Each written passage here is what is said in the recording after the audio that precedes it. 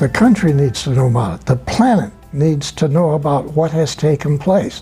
And we've been lied to. I say this over and over. We've all been lied to for a minimum of 6,000 years. We're going to have to step back our thinking here to the people on this planet. Okay. They don't know there's extraterrestrials. Yeah. They don't know that there's not just one of them. Maybe we've got thousands, maybe we got billions of extraterrestrials. The latest number, just recently, we doubled the number again. We now have 200 trillion galaxies out there. Bobby Ray Inman, was he alive then? I don't even know. He was just a kid then. So he wasn't. But Bobby Ray Inman later on became the #1 Yes. admiral. He still is. Yeah. But I'm just saying, he, 26 years, he ran with the ball. Right. Okay? Yes. And he knew what he was talking about. So they watched this event, and they immediately structured and organized this group of people, pulling in all of the top scientists they could pull them in, put them inside a secret area, inside of an aircraft company. He put this organization together, which ended up being a major organization later on studying extraterrestrial and is still studying it. So are you saying that was the beginning of MJ-12? Yeah. Hi, I'm Carrie Cassidy from Project Camelot, and I am here today with a very honored guest. Actually, I should say guest, but Michael Schratt is joining us, and he's going to be helping to ask some good questions to our very honored guest. And this is Bill Tompkins, and he is a phenomenal individual and a very courageous individual. And it's rare when you get someone like this who will come forward and tell the truth. And we've been waiting a long time for this, let me say that. So Michael Schratt is an aerospace historian, and very happy that he's here with us today. He has a very thorough background in aerospace history, and so that's going to be a lot of help. Actually, you may disagree with me, but I think you might be the first witness to come forward in the area of the secret space program, black projects, and who is actually, in a sense, sanctioned, being backed up by a section of the military, I would say. Now, I don't know if you'd see it like that. I certainly know you're backed up by the Nordics.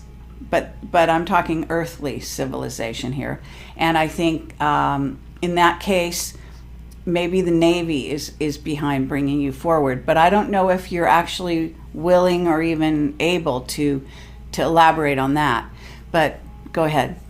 Well, actually, it's sort of a situation where I'm still involved with the Navy, and I'm actually having to participate in naval programs. So I'm going to discuss as much as I can. You're going to hit me with some questions, and I won't be able to answer. So I think the easiest way to just start this is to go back to 1942.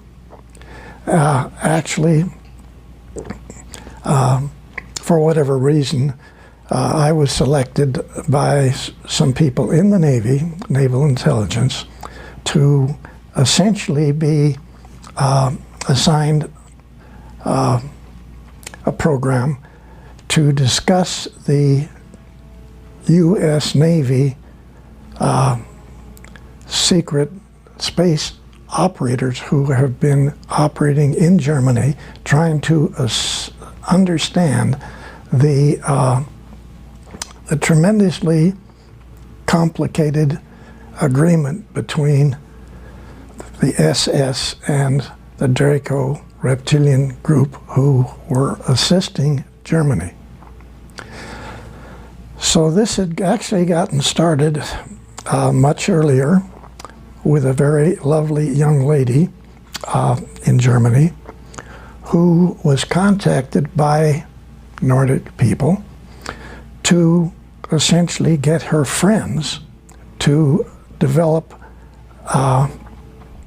the necessary requirements to build a large space transport, get their friends and the family to join into this, and essentially leave the planet and go to another star's planetary system.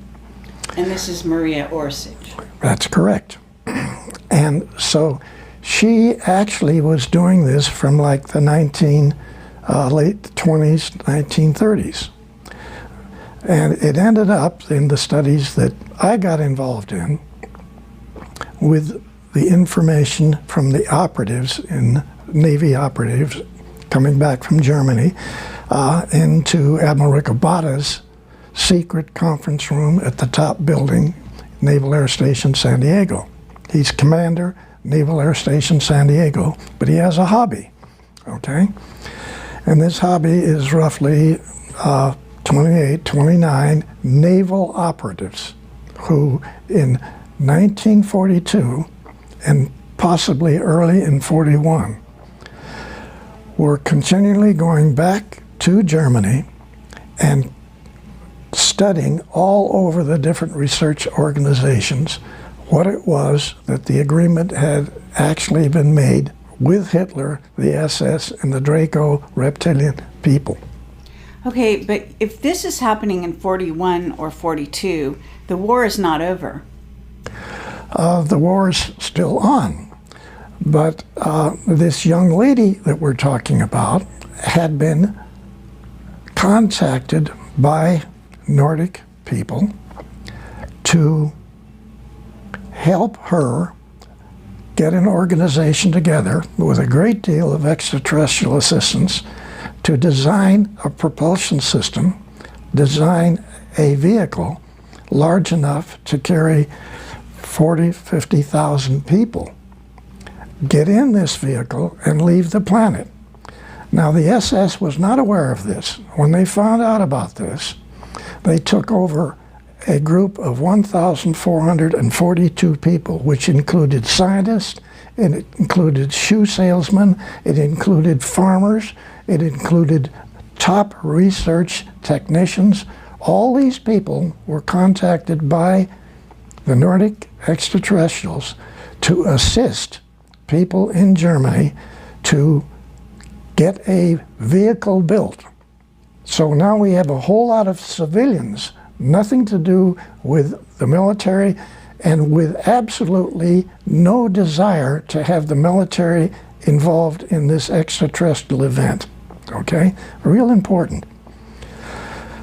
When the SS found out what they were doing, they took over everything that she had structured and organized, all 1,443 people. They had been hawking their farms. They had been getting everything they could possibly get in the way of money to design and build massive size spacecraft transports. That's not what the SS wanted. So they took over this facility and they jumped in and grabbed everything. After only 2 months, Hitler made the decision, let her and her organization go ahead with what they're doing. We're going to be working with the Draco reptilian group. So now we have two groups that we can get, and we can cut into them anytime we want. We can take it over again anytime that it was necessary.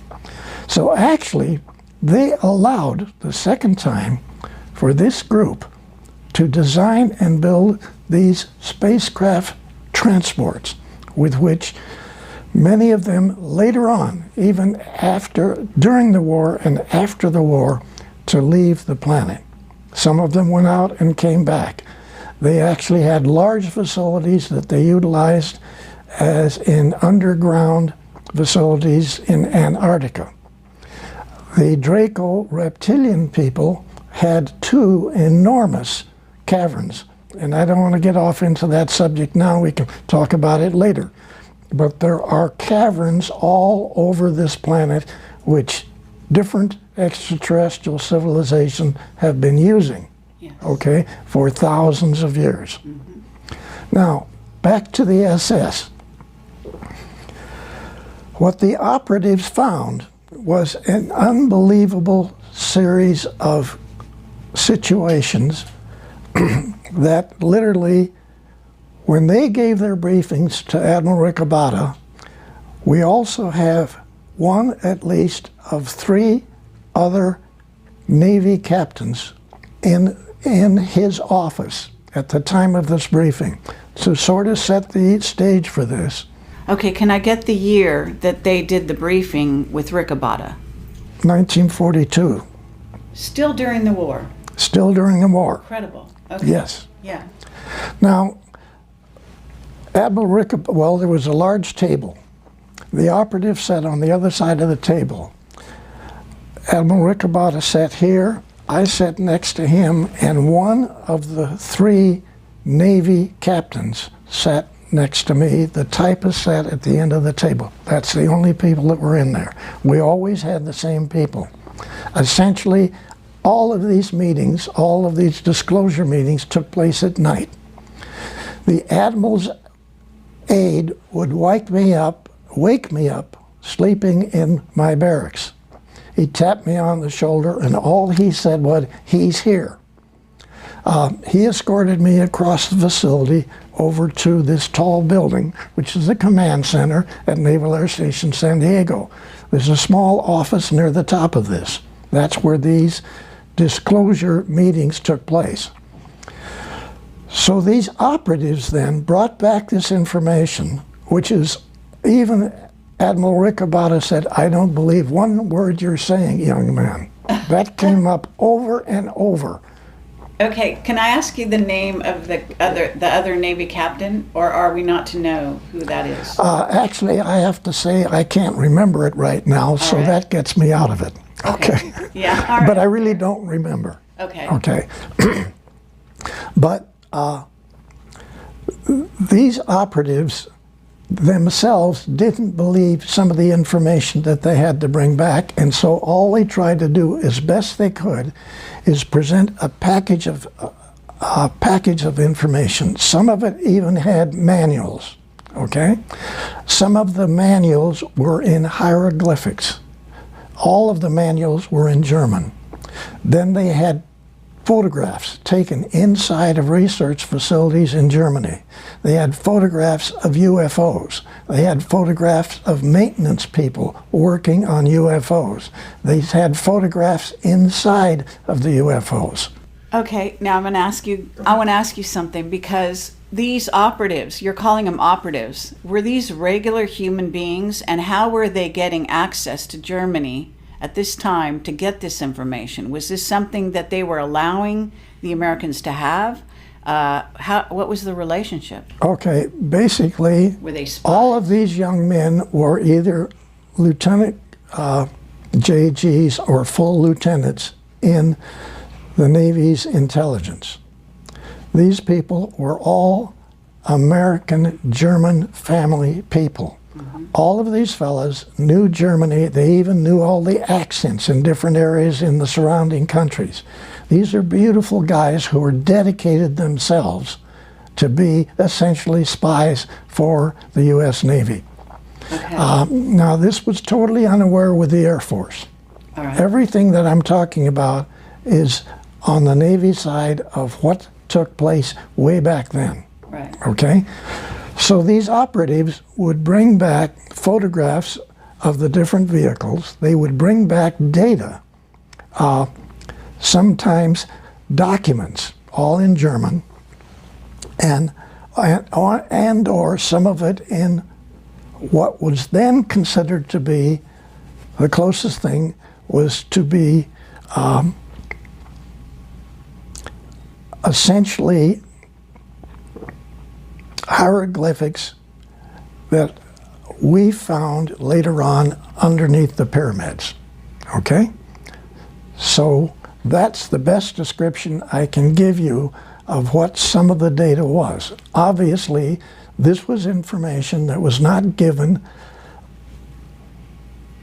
to Germany by extraterrestrials using English language, where otherwise many meetings that took place later on with extraterrestrials, they could give you the information in 10 or 20 different languages. But that's not what we got, okay?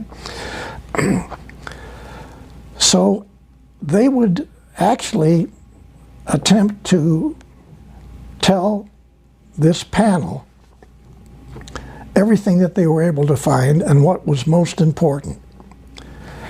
And we then would take that information, and I had 11 or 12 young ladies who could take this information, which the first girl typed, run copies of, and then put together different, what they called packages, which essentially were proposals, okay? These proposals then were then to be disseminated around the United States in secret facilities. Now, I want to make one point very clear here. Actually, what was on the Rinse radio program last night was a document that actually was put together later at Douglas, because Douglas got one of these packages. I personally took it to Santa Monica Douglas as one of the first of 4 top, not aerospace, aircraft companies, which became aerospace later on. Remember, everything that we're talking about here, I don't know how to make this clear.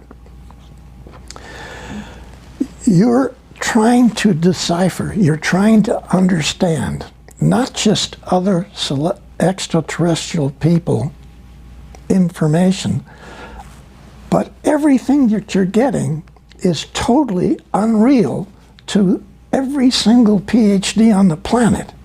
I have to say, people don't realize what took place in 1942 in the Naval Air Station at San Diego. This is unbelievable. And it's not just a statement of unbelievable. You couldn't understand it. When the documents were then taken, and I had to use one of the 2 airplanes that Admiral Riccobotta had. He had a twin-engine Lockheed Electra, which we used to fly back in the eastern part of the country to laboratories and naval bases. And then he had a 7-passenger high-wing single-engine plane, which we flew to Douglas and into Lockheed, out on the desert to the Navy facilities out there.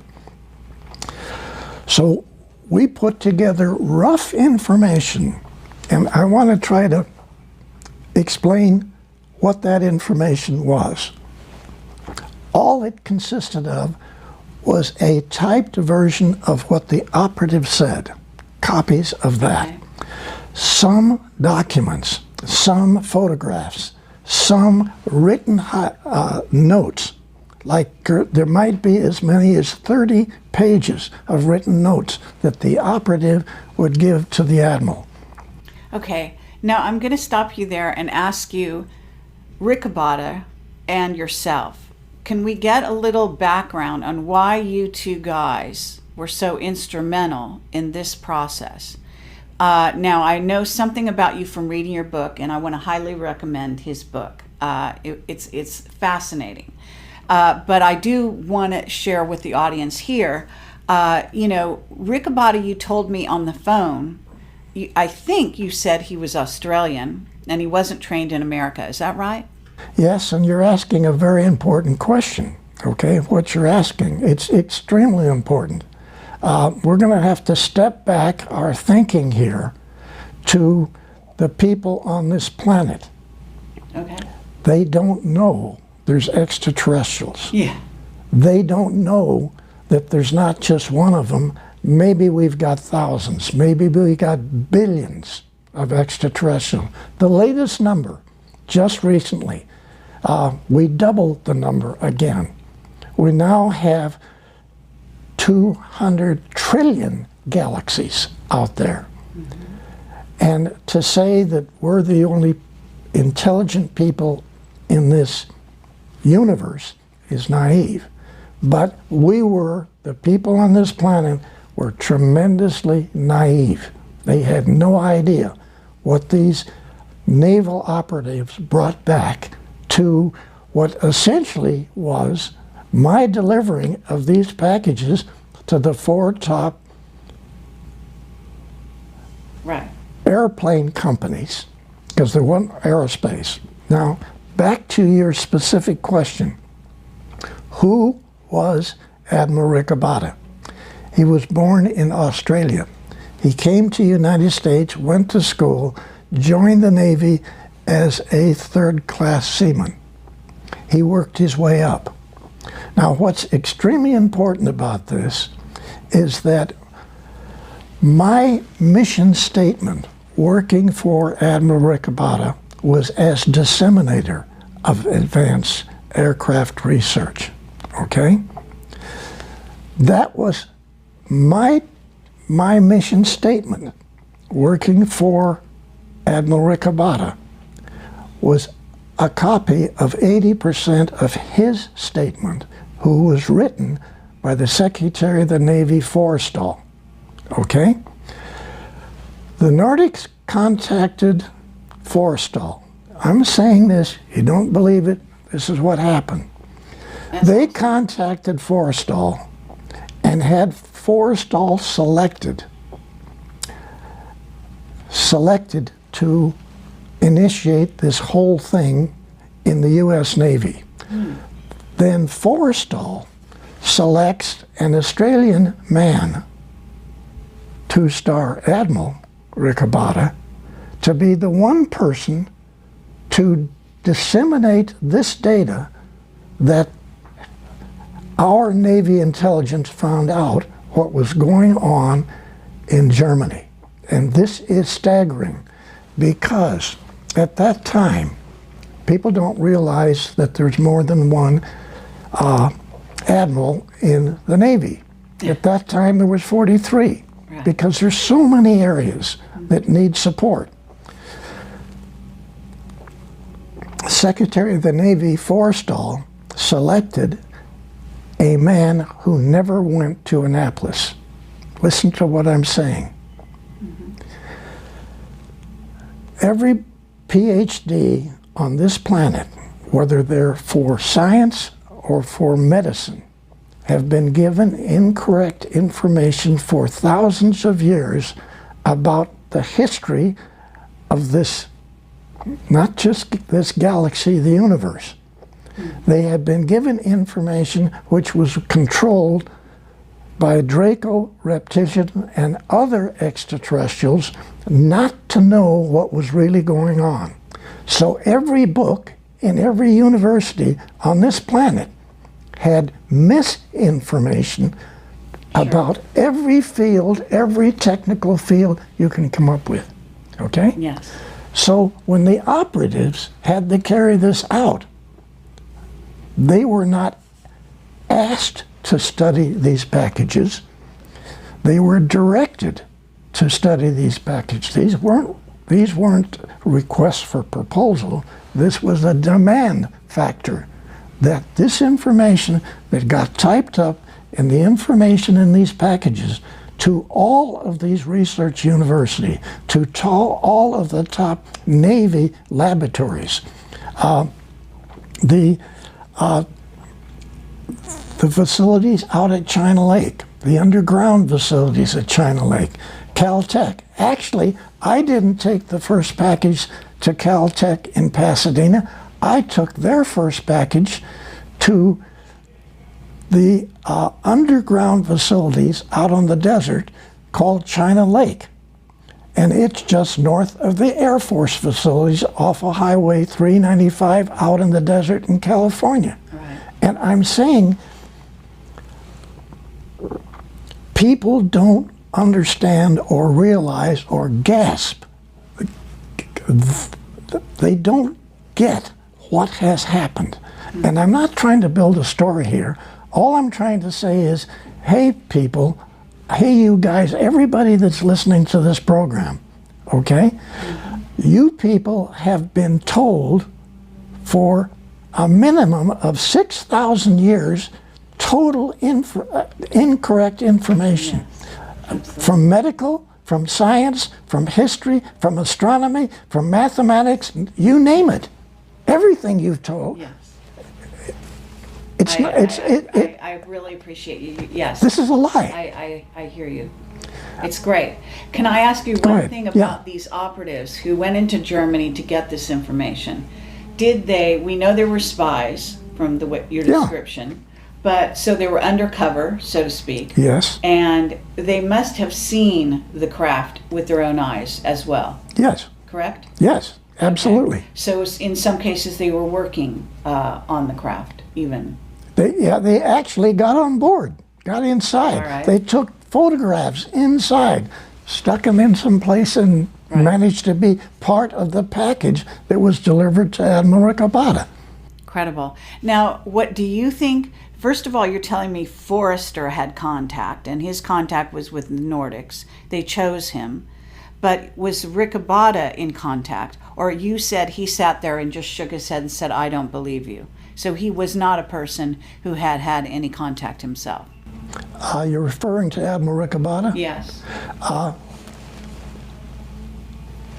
To me, he was selected, period, by the Secretary of the Navy over all of the standard admirals who had been educated in Annapolis. Because he had an open mind. He had a mind that would not have been controlled by the misinformation that every university on the planet has given. Was that your personal take on him when you met him? No, not when I met him. Later on, this was obvious, okay? But then, who's Billy Tompkins? Why did who selected Tompkins to be on this committee? Right. Because I get pulled out of high school in the first year, halfway through the first year, the Navy pulls me out and puts me through boot camp. And then my orders say, report to Commander so-and-so, Naval Air Station San Diego. I'm only saying, I don't have a doctor's in these degrees that are required for all of these studies. Right. I don't have. Right. But then, my mind wasn't clouded with misinformation like the Admiral. Okay?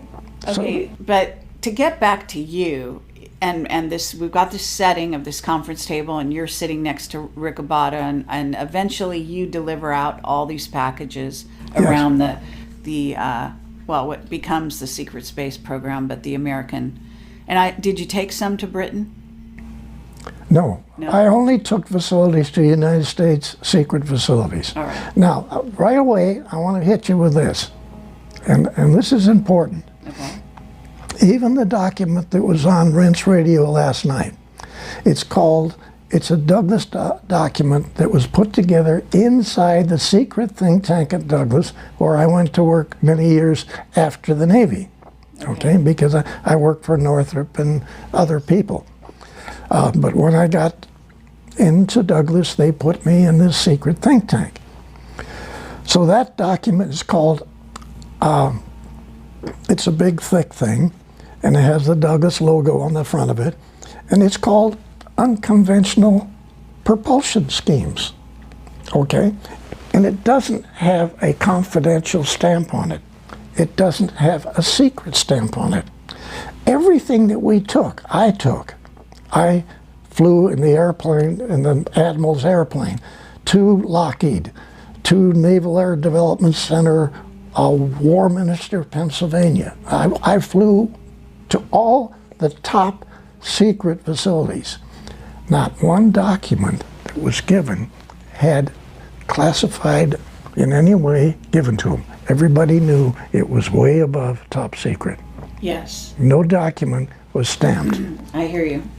Yeah, and I had heard that on one of the other shows.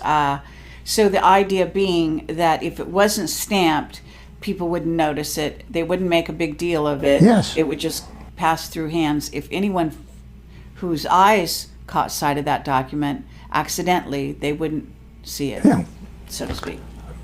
But it's an interesting way to handle the most classified subject on the planet. Absolutely. Well, actually, quite ingenious, really. So again, but I want to get back to you because here you are. You're a kid at this point. I mean, right out of high school. I'm 18 now. 18. Okay, so you're 18 years old, but they've chosen you. I assume Forrestal and the Nordics chose you. Did you already have contact with the Nordics before you went into this program? Okay, let's go back to February 1942. Okay? Okay. They call it the Los Angeles sighting. What took place, actually, my mom was back east, and my dad, my brother, and I had rented a large apartment in Long Beach and California, and this was in a large home that had been broken into 4 apartments. So the second floor actually is 30-foot ceilings down below. So the second floor then is real high. Okay. And all the way across the back of this house, it's only 4 blocks from the ocean in Long Beach. All the way across the back is a great big balcony deck. So at about 5:30 in the evening one day in 42, my dad says to my brother and I, who were laying on the floor looking at the newspaper and the magazines, get up and come back here to the deck. So we get up and go out to the deck, and here's this spot, a little spot, okay, just above the trees and just above the rooftops, okay, of the houses that prevent us to see the ocean from this area. Okay. So we're standing there looking at this, and all of a sudden, out of this spot of light came a little beam. And it went like that, sort of about that 60 degrees. And we watched that. Then this beam went straight like this, hit the back of the house, lit up all of the trees, lit up the back, the roofs of all the houses, everything was lit up. And we went back, hit the wall, and then forward and grabbed the railing, okay? It was gone. It was gone. Okay. So we went back, we had dinner, listened to a show on the radio, went to bed. At about 1:30 that night, all of the anti-aircraft guns started firing. We get up, we run outside, and we look at this great big thing at arm's length. It was that big. It was parked at about 8,000 feet. I'd been a Navy pilot, flew almost everything that the Navy had. I knew what the altitude was. I knew what this thing was.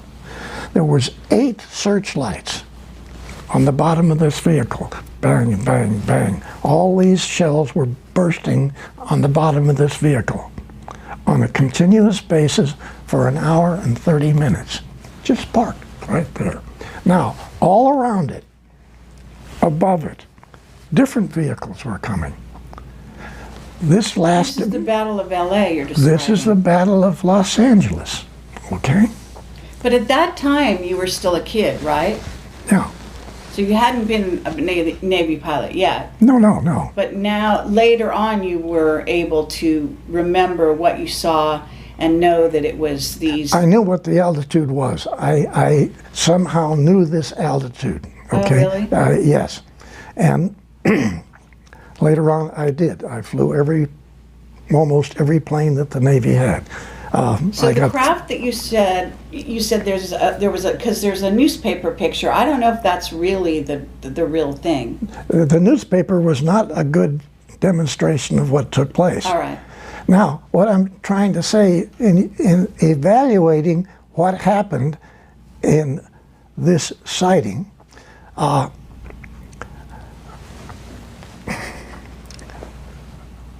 you have to visualize dozens and dozens and dozens of different shaped vehicles This great big one parked right above you, right over Long Beach, okay? Everybody is outside looking at this and watching it. We finally, there's vehicles going on both sides of it. There's vehicles above it, and several times, actually the vehicle went underneath and the anti-aircraft gun lights, the searchlights, shined on them and followed them. So this goes on till about 2:30. We get bored. We all go back to bed. Okay? We get bored. Well, no, hold on. Happening. Just wait a minute. Hold on. Okay? We get bored. Yeah. Now, while this is happening, and it goes on until 5 o'clock in the morning, many of the other people outside, okay, outside watching this from the street, Yeah. stayed up all night long. Yeah. Okay, but Better than a movie. okay, no, wait a minute. Just listen now, on the other side of your planet, at this same time, the Germans were bombing London. Oh, wow. Oh my gosh. Holy cats, this is February 1942. Right. Okay? Incredible. Now, we got bored and went to sleep. Now, I want to make a very important point about this, the Los Angeles event, the sighting. Okay. Nobody got scared. Nobody got nervous. Nobody ran in the house and jumped with the covers over their head, okay? Everybody watched this thing. Nobody got sick. Nobody got real sick, died. There weren't anything of that. The only people that were killed in this were from our own shrapnel. Now, people watched this same sighting, we found out later, from Santa Barbara. People watched it from San Diego. Sure. This is a massive group of vehicles. Now, listen to this analysis. You got to tell me. There's only two ways this could accomplish what was going on. One, the extraterrestrials vehicle come in over the ocean, okay? Hundreds of them. They go all over Los Angeles. They go to they go to the telescope on Mount Wilson. They make a turn. They either go north or they go south. They fly out to sea, they turn around out over the ocean, and they come back to make you think there's a whole lot more vehicles there than actually there is. They either had to do that, or we watched thousands of vehicles come in over western United States from 1:30 to almost 5 o'clock. Mm-hmm. And they shot at them and weren't able to hit them or destroy them in any The way? shells burst on the bottom of them. They're not bursting on the bottom. There's an electromagnetic shield, but the shell hits and it blows up, but it doesn't do any damage. Now, yes, we did shoot down 2 small ones, which were not occupied. One of those went in the ocean only a half a mile off the Rainbow Pier in Long Beach. Your Navy picked that up. So your Navy had an extraterrestrial vehicle in February of 1942. Okay, so that's before the operatives came back with the information.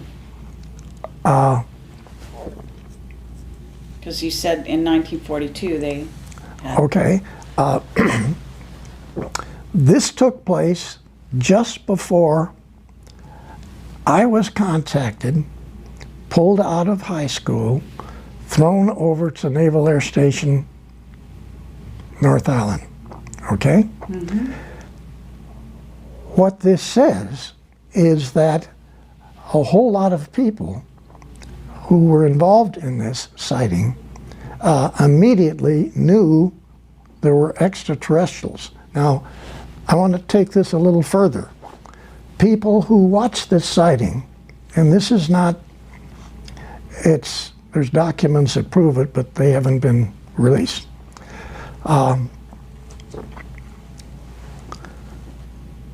2 Navy admirals, 2 Army Air Corps generals, and an individual whose name is Donald Douglas Sr. Those 5 people were in meetings that evening. They were still in meetings. They watched this whole thing. They watched everything. And bang, extraterrestrials. No cover-up. They're real, okay? So those fellows got together. Okay. Just a second. Douglas then put this group together, the 2 admirals, the 2 Army generals, Air Force generals, Okay. and they put together a group of people and initiated a secret think tank inside of Douglas, actually within 1 week of the sighting. Yeah, that's fabulous. And so, you know, we talk here that this is February 42, 1951, I went to work for that secret think tank inside of Douglas. I had been working for Northrop for 2.5 years. I worked for North American for a short time. I worked for Lockheed for a short time. And then somebody telepathically told me I need to leave Lockheed and I need to go to work over in Santa Monica at Douglas. I didn't read a document that said do that. Okay. So I went over and applied for a job as a draftsman. Okay, I'm sorry, not a draftsman, as a model builder of metal wind tunnel models. Okay? Because remember, I had built a group of models Right. over quite a number of years. Yes. But I still, I mean, I want to make sure that we have this, the LA sighting, the LA Battle of LA, because that was so amazing. And this is even prior to Roswell.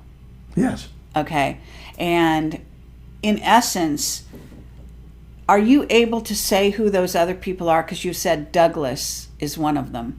But the other admirals and generals that were in that meeting, that small meeting, watching all of this, who then put the secret think tank together, who they were? Is one Curtis LeMay? I mean... Yes. Okay. Bobby Ray Inman, was he alive then? I don't even know. He was just a kid then. So he wasn't. But Bobby Ray Inman later on became the #1 Yes. admiral. Still is. Yeah. But I'm just saying, he, 26 years, he ran with the ball. Right. Okay? Yes. And he knew what he was talking about. Yeah, oh, absolutely. So, okay, but did you know, the Battle of LA is going on, but at the same time, did any of the ETs in that craft, I mean, and do you know which ETs were doing this? Was it the Nordics? Did any of them, you know, teleport down to meet anybody? Was there any reported encounters during Well, those let's go 24 hours? Let's go back to Douglas Sr., 2 Navy admirals and 2 Army Air Corps generals in a meeting. Okay? They had been in meetings all day long. They were still in meetings. Right. Because it's only 7:30. I mean, come on. So they watched this event, and they immediately structured and organized this group of people, pulling in all of the top scientists they could pull them in, put them inside a secret area inside of an aircraft company. Douglas Sr. did this, so you got to give him credit Yeah, sure. for this. Now later on, we had a lot of problem with his son in there because he didn't know what was going on. But Sr. was brilliant. He put this organization together, which ended up being a major organization later on studying extraterrestrial and is still studying it. So are you saying that was the beginning of MJ-12? Yeah. In a word, yeah. Excellent. Yeah. Okay. Was Forrestal one of the admirals? No. in that meeting? No. Was Rick a botter? No. Are you able to tell me the other players in that room? What we know the beginning of MJ12, actually. We know some of these players. Vannevar Bush? No. I just assume sort of Lon sidestep Carmen? that. Yeah. I could go on. Yeah. Okay, I just assume All right, fine. kept No that one problem. aside. Okay, so we've got that, but you didn't answer my question. Was anyone having contact?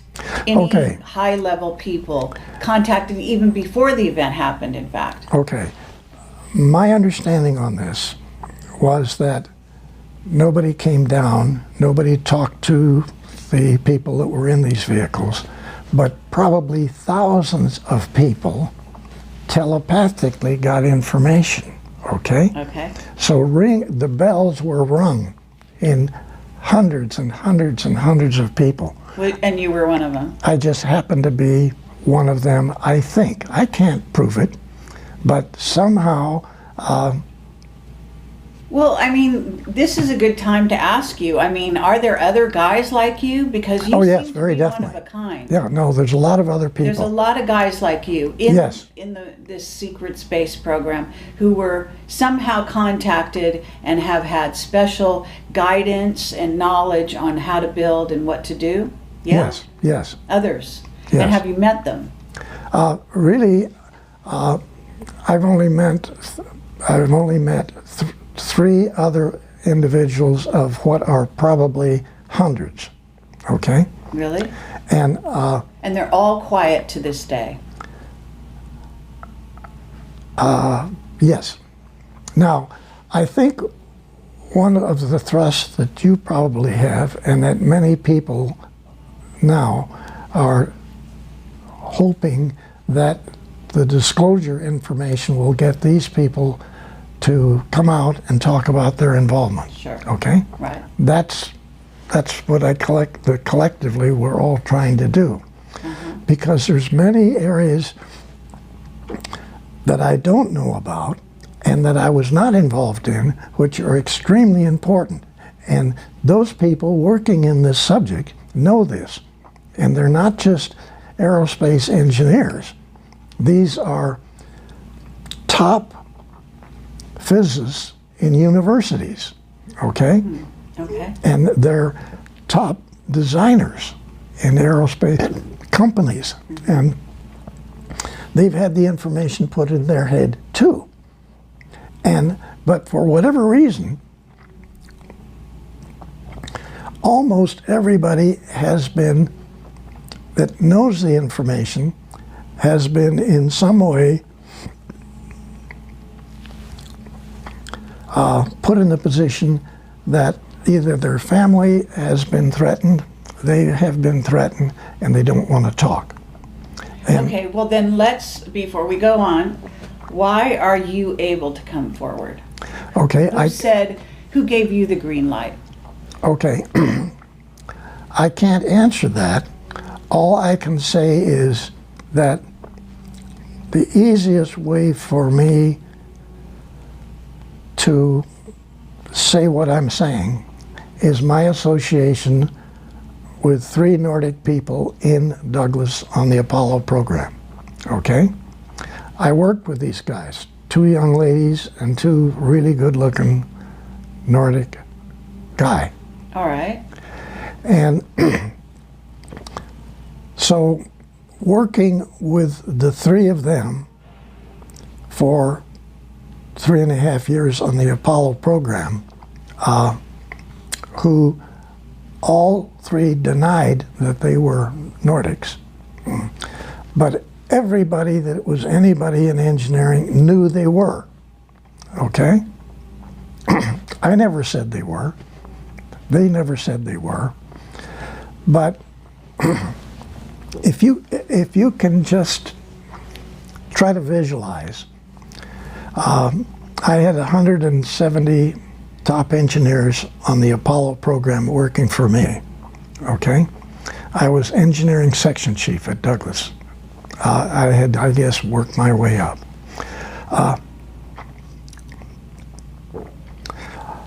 I come up with approaches and concepts, and I get these implemented by all my designers. Yes. Where did some of my ideas come from?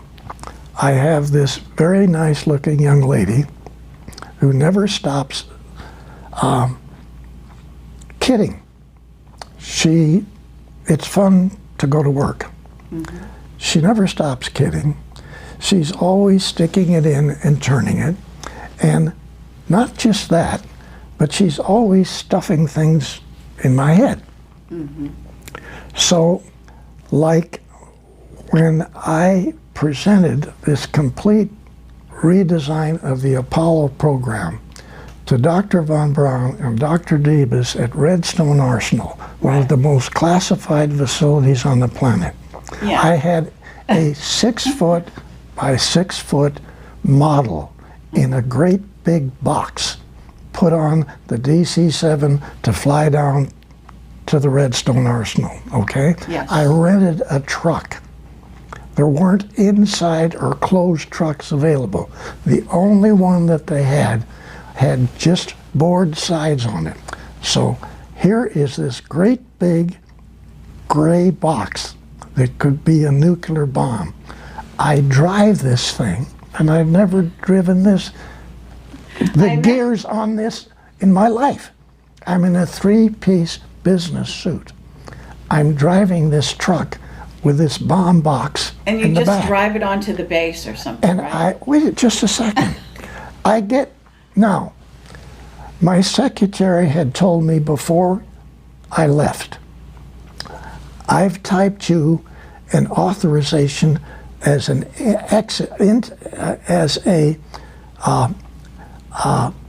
allowance to go on board the base, okay? You're never going to use it, okay? I said, you're gonna get on base and you're not going to have anybody bother you, okay? So yes, I'm driving this truck a long straight road to get to the gates of the base.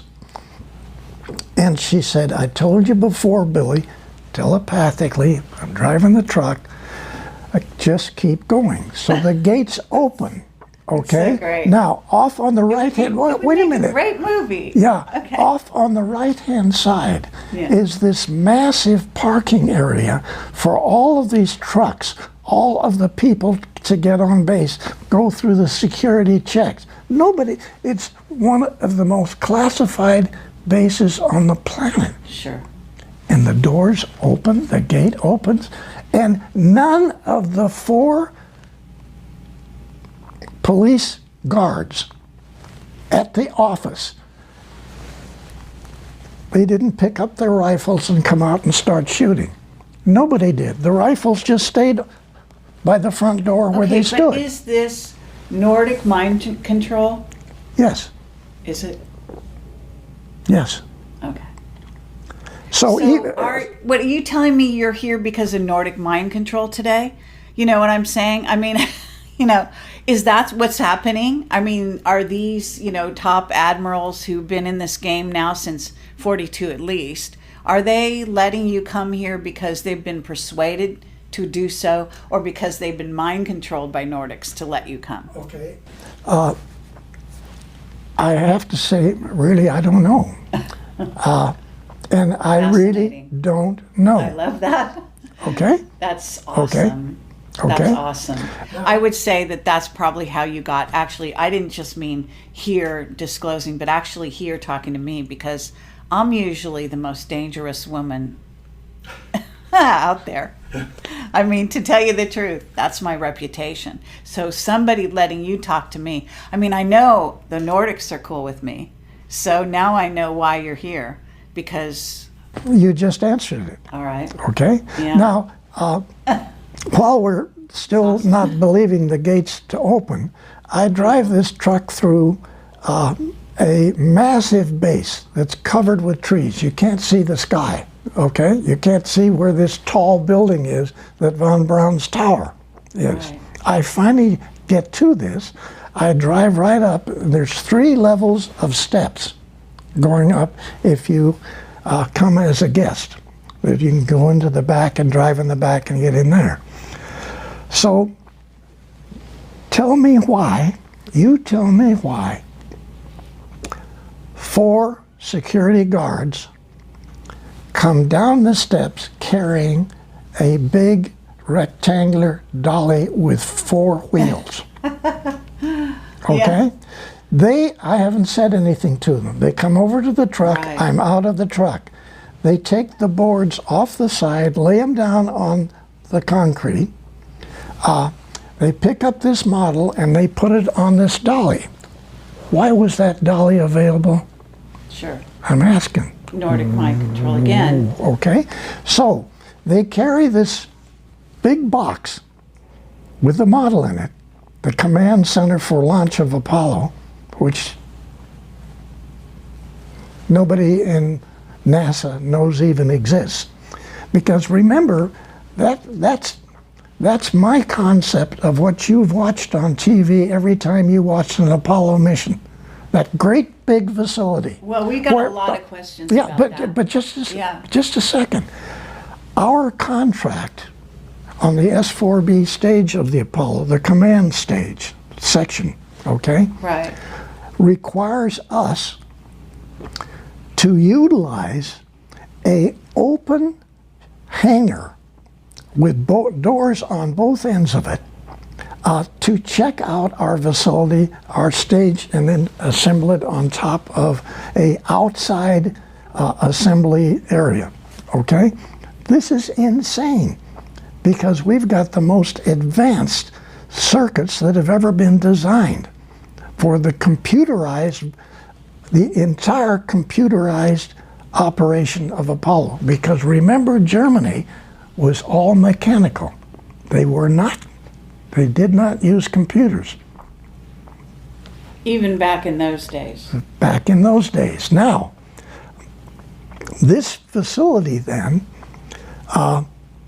has this massive outside structure where you assemble your stages on this, and it's 270 foot high, okay, out in the open, and then somebody lights the engine and we get the engines to operate and it lifts off.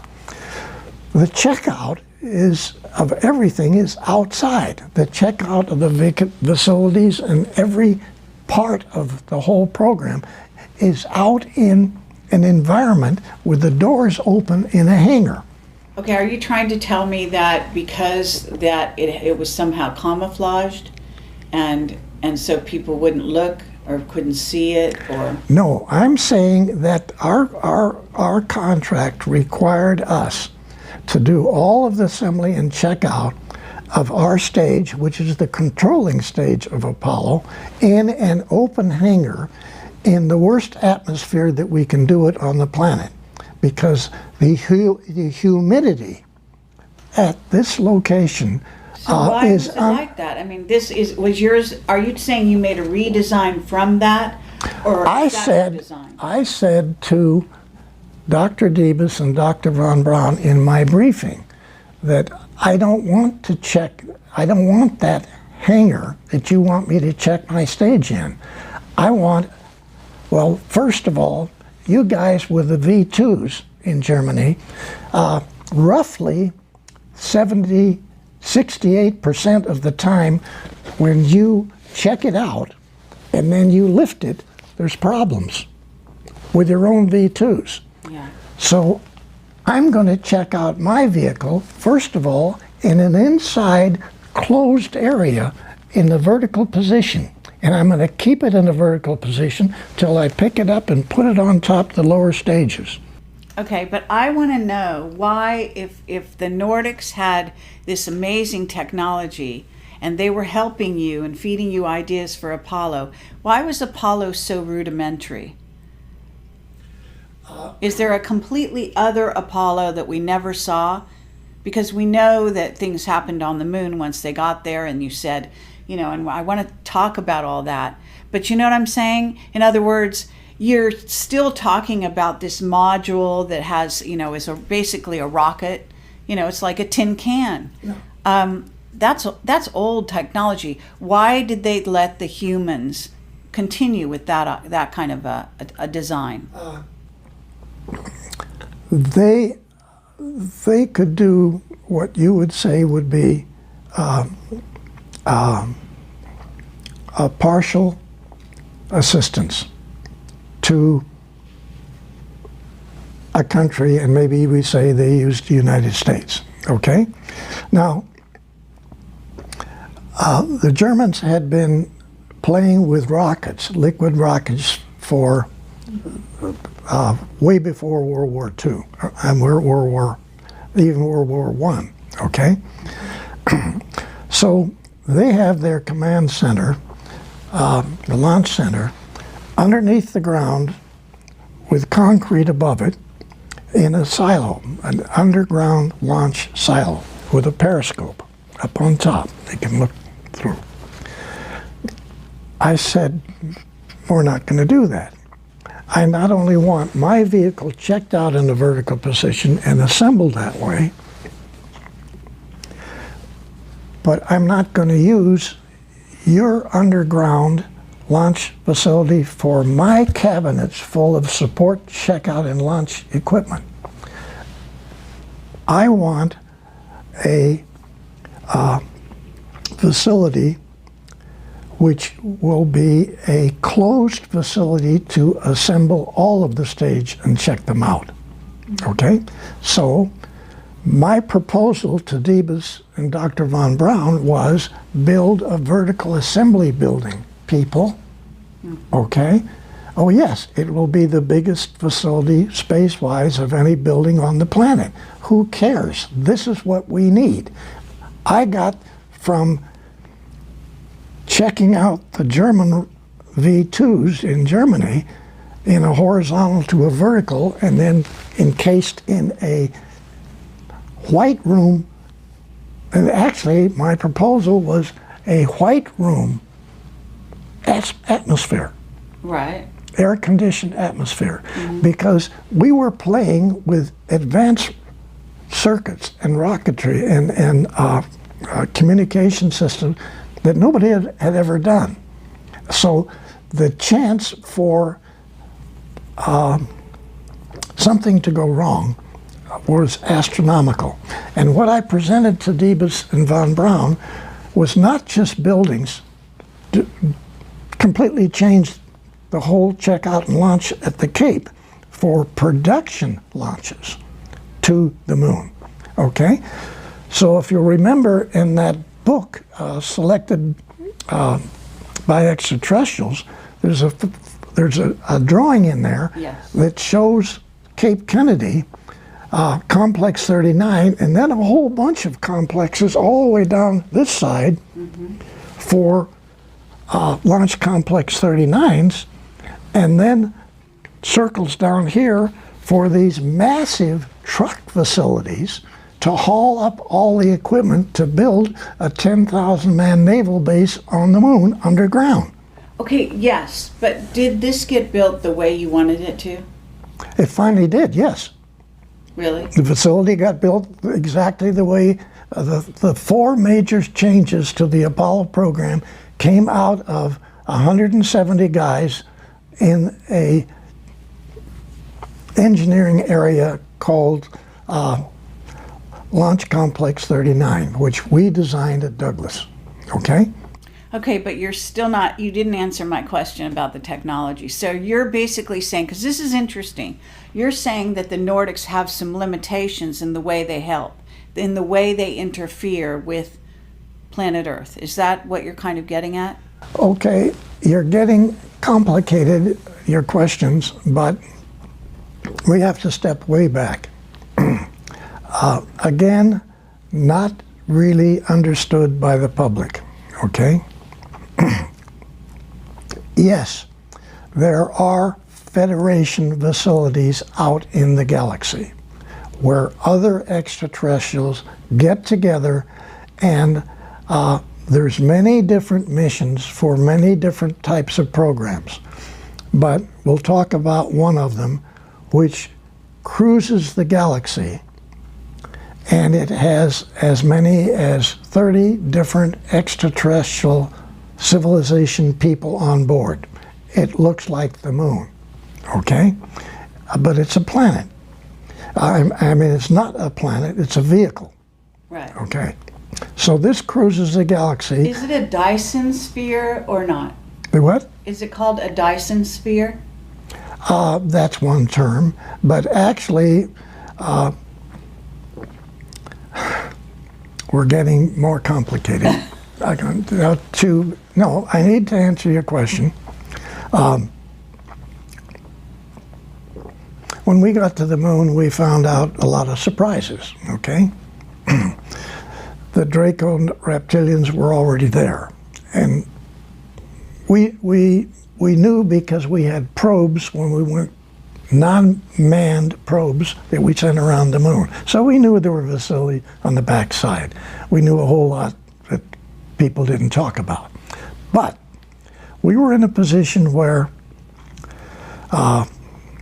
this moon is not a moon, okay? It's not your moon in the first place. Actually, this is not your planet. This is their laboratory, okay? Right. Okay, the Dracos, you mean, or the reptilians? Draco reptilian / reptilian. And I'm going to ask you what they all look like and all that, you know, at some point. Okay. Because I know. Okay, let's get to when it was.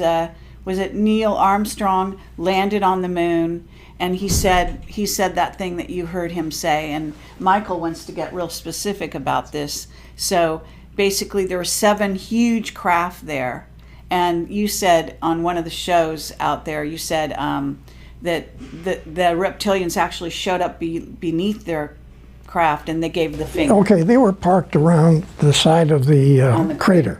Yeah. Okay, they were not parked on it; they were floating above it. Okay, yeah. So there were hundreds of these 9-foot reptilian guys standing with their legs. Hundreds. Yeah, they were all the way across the underneath their vehicles. Okay, standing so on the 9 crater. feet, and what do they look like?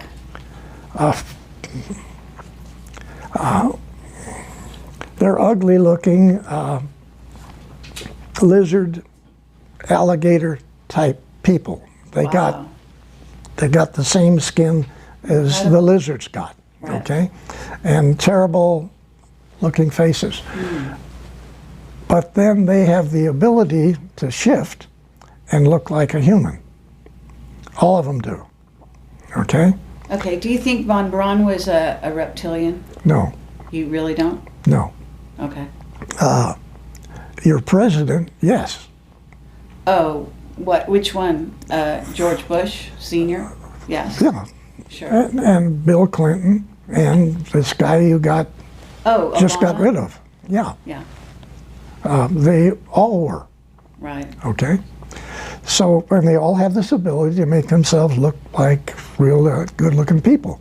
And you're saying Trump isn't one? No, he's not, okay? Well, that's a relief. And, and he knows more about this subject than people realize. Oh, okay? excellent. But trying to get back to your earlier question, these groups of extraterrestrial who work together but are at war with other extraterrestrials, okay, have these vehicles that look like a planet, Right. like our moon is a vehicle. It's a command center for this arm. Easiest way to look at this is to put your arm out like this, and you be the center of the galaxy, all the way out to here. There's 4 arms on our galaxy. One of those arms has a place here which is called planet Earth. You're not downtown where all the action is in the galaxy. You're out here. You're in the area which galaxies, as they rotate, throw off. Okay? So you're sitting here on the tip, near the tip of the Milky Way galaxy, you Earth. okay? And what you need to do is visualize you are not Earth people, okay? You are extraterrestrials, nice guys out there. So you know that this little planet is going to get thrown off, maybe take a couple of weeks yet, but eventually it's going to get thrown off. So that's why this is happening. This is why this is happening. Okay. And 2,000 years from now, we'll probably be picked up with another galaxy. We're just floating out there. And this goes back to the problem that we had before about the number of years that you can live. We'll talk about that later. But back to these command centers which operate throughout the galaxy to monitor bad guys and attempt to get them to back off. So isn't Phobos one of them? Yes. Okay. And so essentially we have nice guys in there and even some bad people in the same vehicle. And they discuss wars and disagreements and this sort of thing. But back in their own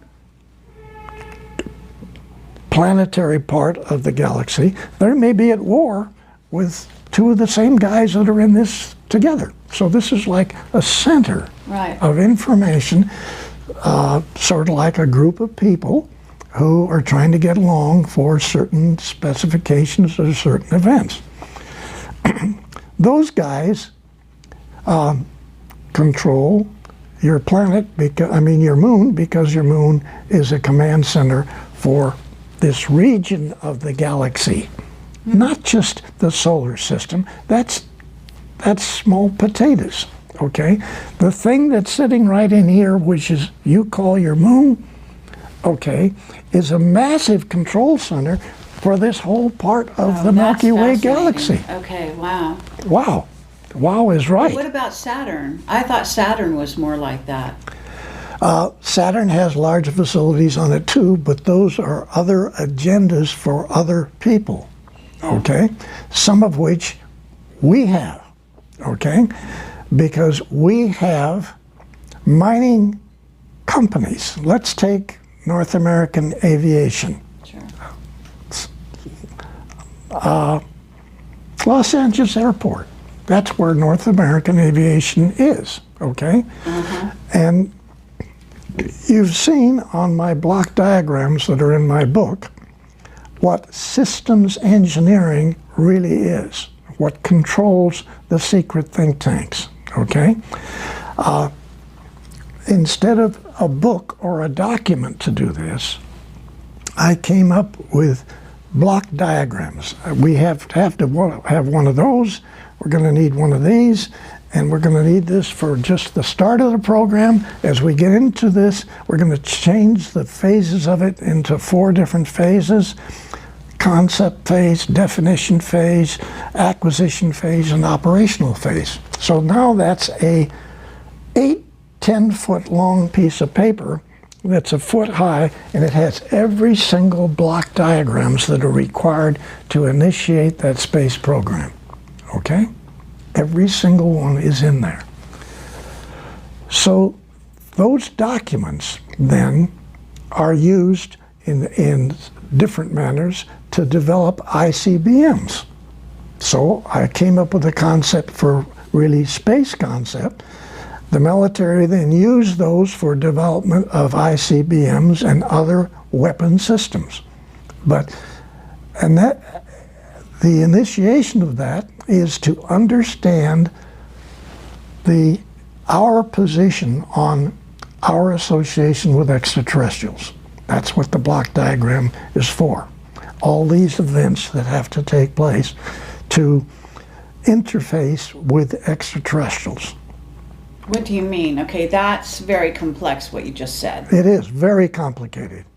So you're talking about yourself having a diagram, having been the person who creates a diagram that the entire sort of maybe all the militaries are going to follow, that's going to diagram out our relationships with these with the rest of the Yeah, ET we've races? used what turned out later to be a standard requirement, this block diagram thing, for every weapon system that any of the military has, whether it's Air Force, Navy, Marines, doesn't make any difference. Your company designing whatever, go back to the Pentagon and you propose a weapon system. You're going to have to be, if you get that proposal, you're going to have to be controlled by this 375 document, which I came up with for the Apollo program, and I submitted that to von Braun, and that was one of the 4 programs of changing the entire NASA program. Okay, so the first use of this was for ICBMs. I took that system and defined the entire Apollo program and the missions, because they had several missions. My group in the secret think tank came up with 44 separate missions extended till to the year 2000, 1999. So the Apollo program was supposed to not just go to the moon, pick up the rocks, take the photographs, and come back. Yeah, The sure. Apollo program was to take us out into our solar system, build naval stations on every habitable planet or its moon, okay? Right. And then the next phase was to go to the 12 closest stars, Alpha Centauri being the first, put naval stations, bases on all of its planets, except we stopped that one because it had 2 suns and the radiation factor was not, we couldn't do it. But 11 other stars, the 11 closest stars to you, okay? And you're saying it's been done? And I'm saying that's what we plan on doing. Okay, you planned starting with Apollo, and you That planned is up the to Apollo mission. 1999. No, This was- that is the Apollo Oh, mission. that's just Apollo. Okay. Did it happen? No, It got stopped, right? yeah, And it got stopped by the reptilians. yeah, they said no. Okay, now this diagram that you're saying, this block diagram that is the militaries are all following, it basically is, in a sense, your design initially. It came through you, but it must have been downloaded to you somehow from the Nordics, Okay. saying what Earth people were going to be allowed to do. Is Yeah, that what it's saying? okay. What kind of weapons they could or couldn't build? It was not for weapons. It was for us, and actually that's in my book. Right. It was for us to go out into the galaxy. Everything that's necessary to build a transport or a vehicle. Go out in the galaxy, have communications with other extraterrestrials out there, and set up businesses with them. Right. Maybe we could mine stuff for them. Maybe we had certain materials they don't have. We could market these. Okay. They may have things that we want to buy. Set up communications with other civilization people out in the galaxy. That's what the first block diagram was for, and that's what the mission was to have originally been, what we recommended. Okay?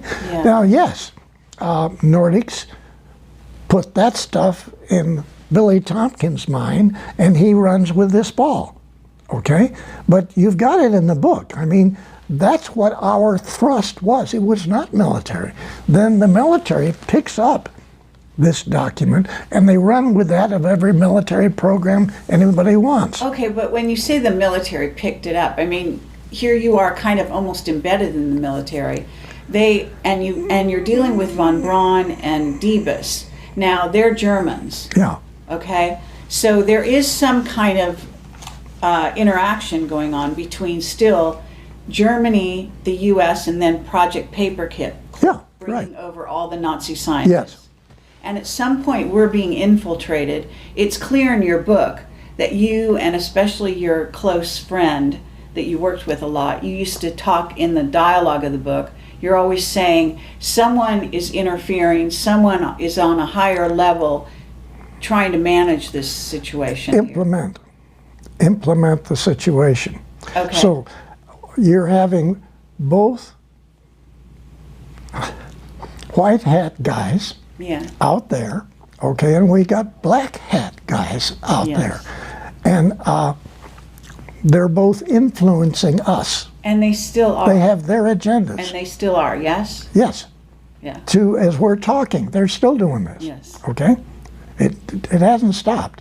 Okay, before we continue, and I want to take a short break, I'd let you drink some water.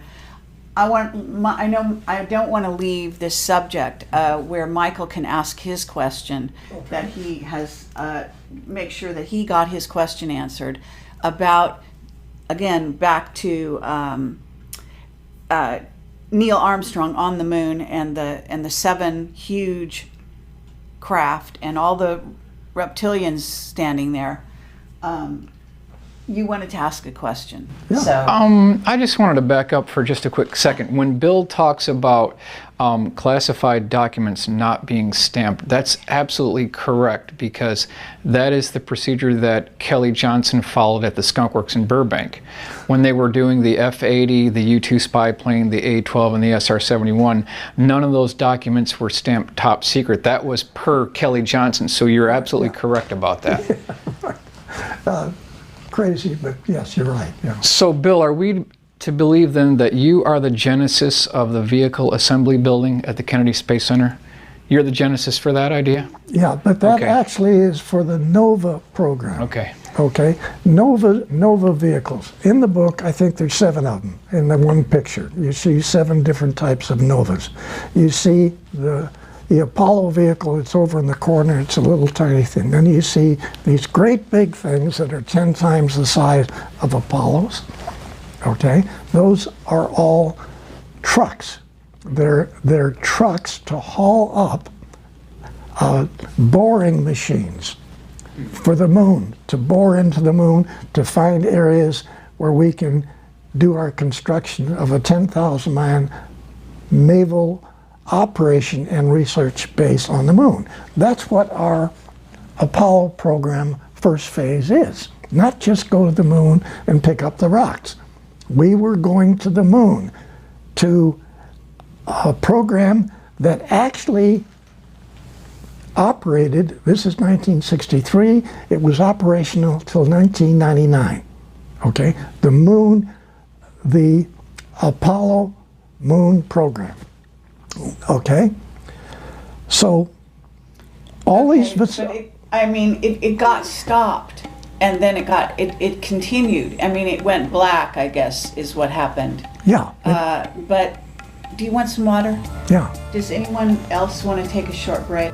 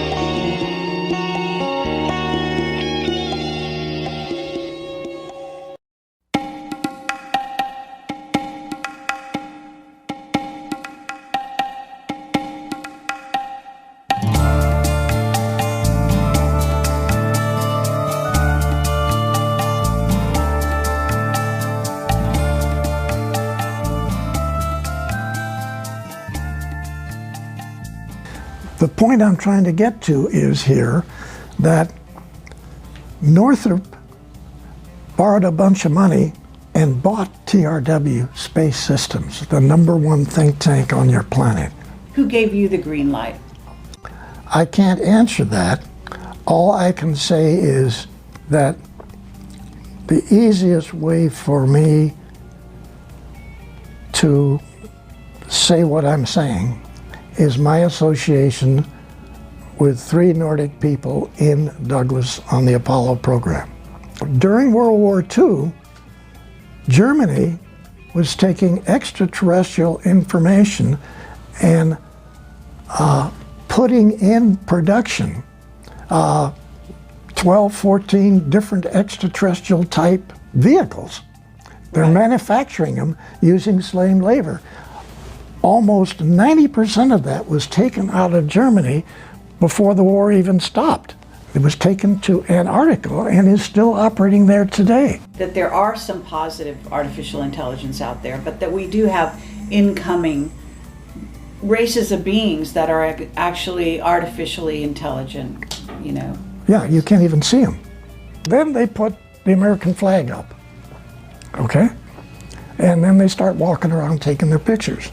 And all around the edge of the crater are all these great big things, which So are did Neil Armstrong-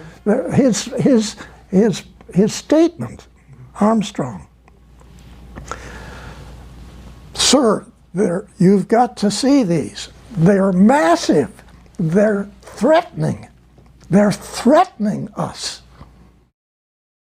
So what I want to say again is you're saying everything was planned to 1999, and basically we were stopped at a certain point, and that's a very,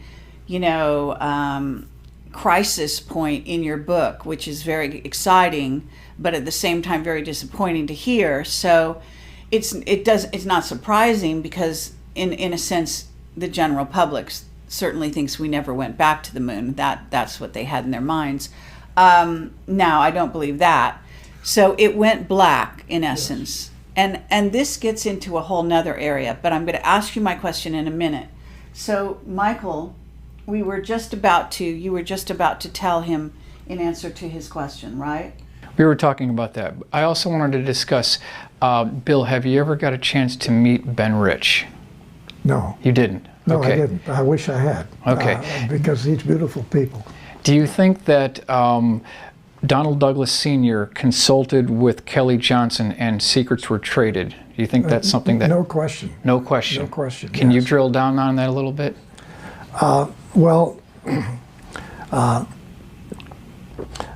Donald Douglas was far more important in this whole thing than people realize. I'm not trying to give him a big deal, but he certainly was. And so he, for instance, knew Northrop.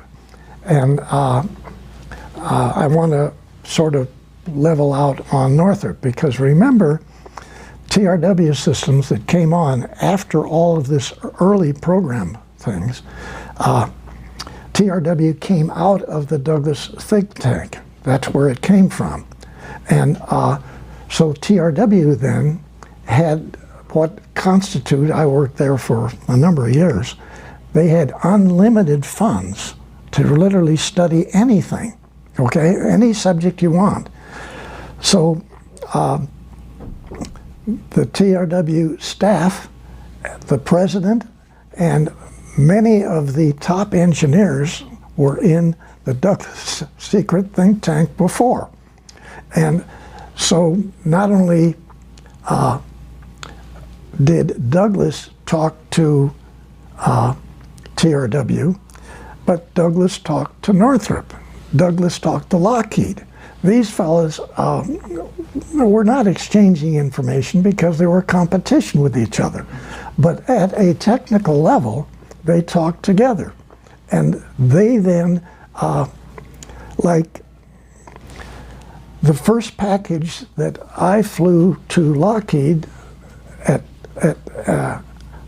in the valley there,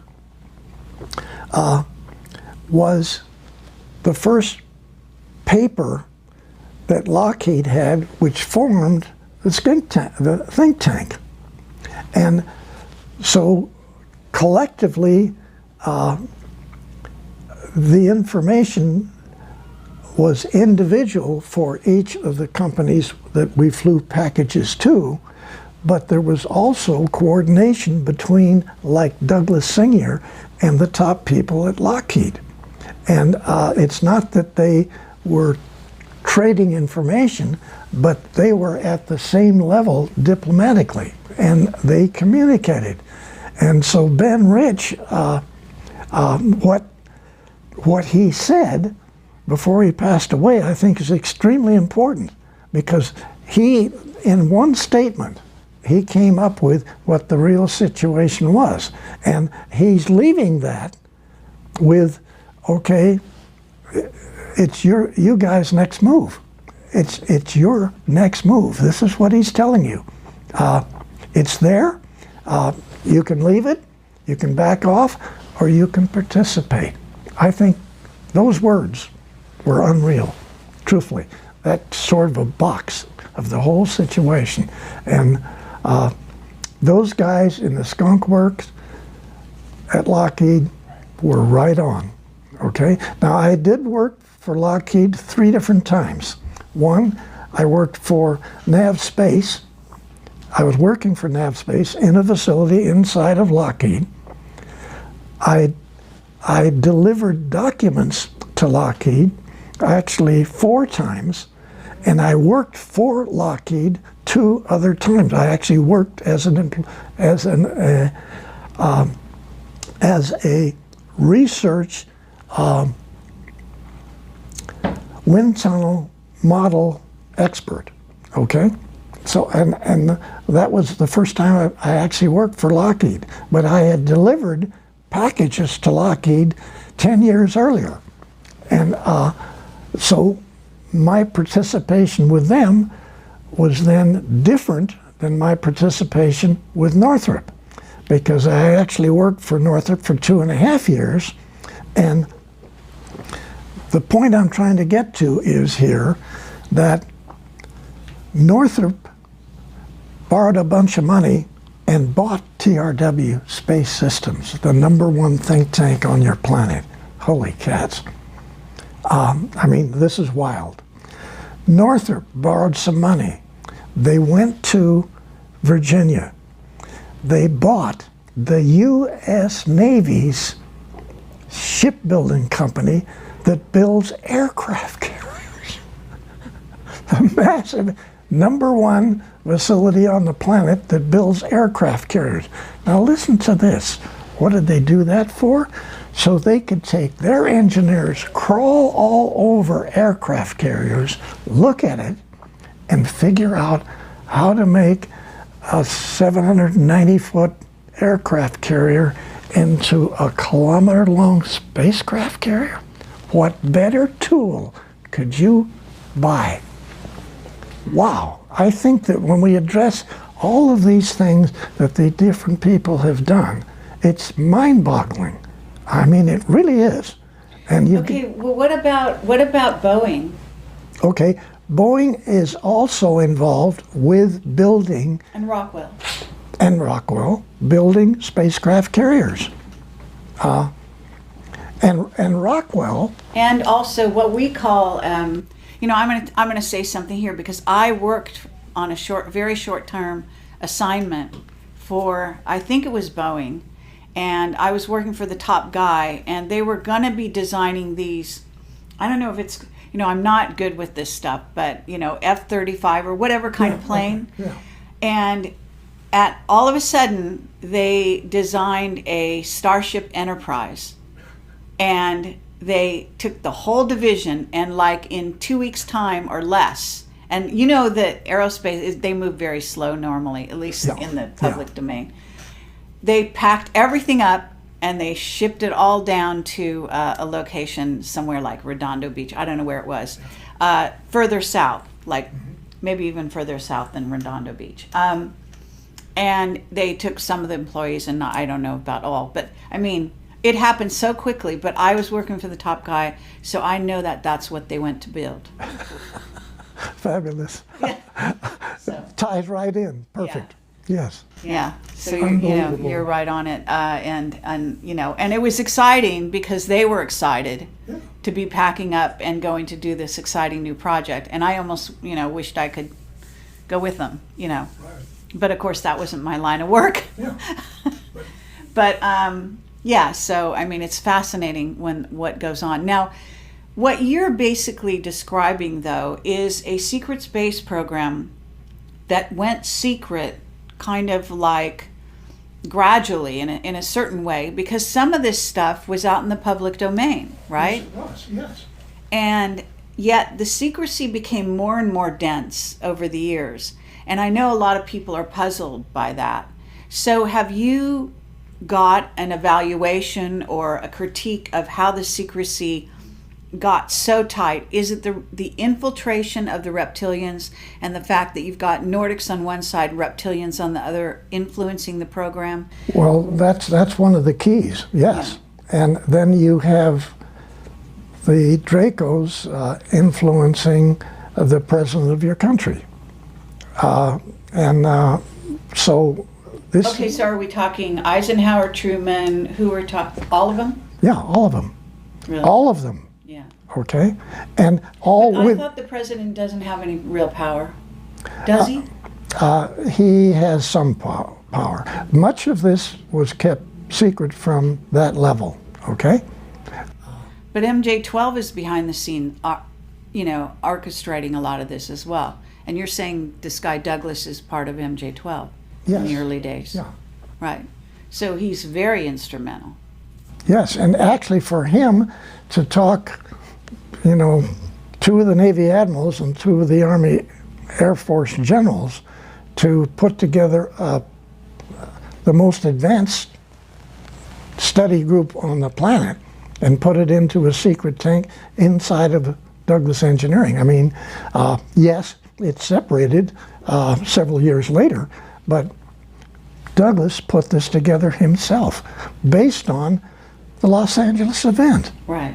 I mean, this is staggering. Was Rand around during that time, or No. was that after? Rand came out of the think tank. Oh. Actually, there was this divorce that I talked about in the book. So you have TRW and Rand? Was it like that? Well, Rand, because of manufacturing taking over all control of Douglas and removing it from Douglas Sr., okay, they did. And so they didn't want any of this extraterrestrial stuff in their company. They wanted to make airplanes. I don't want them even here. So them finding out about this secret thing blew the whistle. So RAND was formed inside the secret think tank at Douglas. And then there was this big divorce. The divorce took place roughly 8 months before I went to work in 1951. Okay, so they divorced. They used this building right in Santa Monica as their headquarters. But then RAND went worldwide. And if you go down to San Diego and you go out to Point Loma so you can get a view of San Diego, you go up to the top there where the view is. As you went out there, on your left side, underground, that's all RAND. On the right side is nav space, underground on both sides. You're there looking at San Diego. Right over here is all of this massive RAND thing, and all the way back on this side, nav space. You don't realize what came out of the Douglas think tank. How many years is this? That's 70 years ago. I mean, this is crazy. Okay, but let's also talk about NASA a little bit. Okay. Because at a certain point, you're coming from Douglas. This is a aerospace an aircraft company, and you're bringing changes to Apollo that affect NASA. Yes. Okay, and top dogs at NASA are Debus and von Braun, and they're Nazis. Yes. And they really were Nazis. They were. They're Okay. SS. And they Okay, so it appears from your book even that NASA is maybe the first place that's infiltrated by Nazis and that ideology. Yes, that's correct. And so Paperclip was not just 10 or 12 German fellows coming here. It was a massive number of a tremendously massive organization that a little bit of it went to Moscow.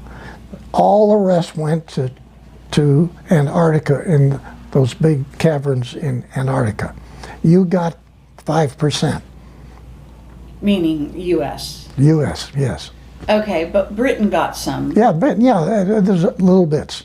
Okay, we, von Braun and Diebus, were both principals in that organization in Germany, and so you say, well, we got good ones. There were other good ones too that the Russians got, and many of them were still managing construction of extraterrestrial spacecraft carriers, which were being built underground in Germany during World War II. Okay? You mean when they came to work for us, they were continuing? No, during World War II, Germany was taking extraterrestrial information and putting in production 12, 14 different extraterrestrial type vehicles. They're manufacturing them using slave labor.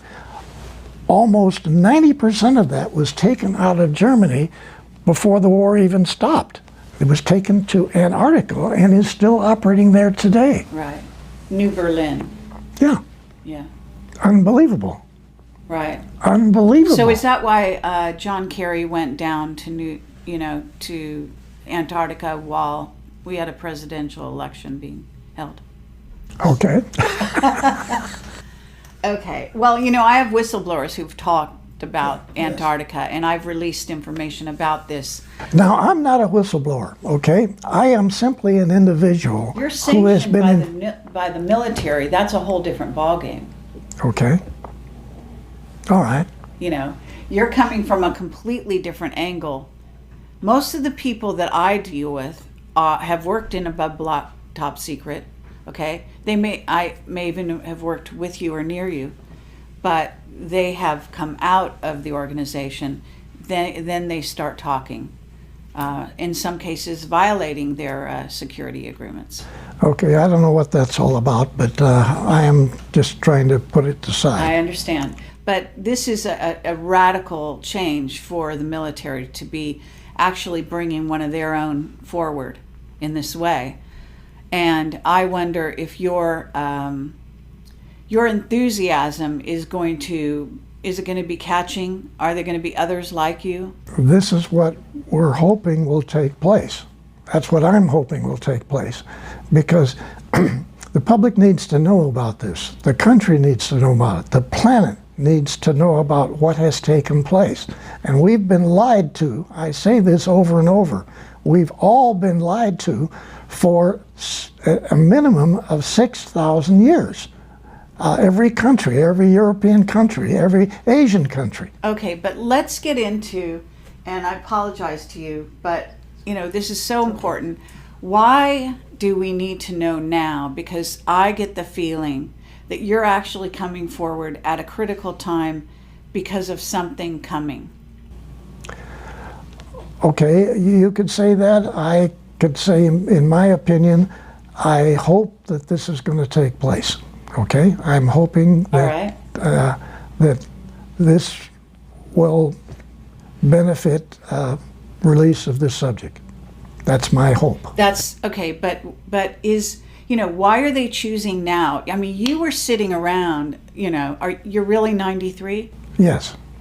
So you were sitting around, I assume. I mean, you were a fantastically busy person, building all these things and designing all these things. But at some point, you must have sort of retired and been, less busy, yet less utilized by them.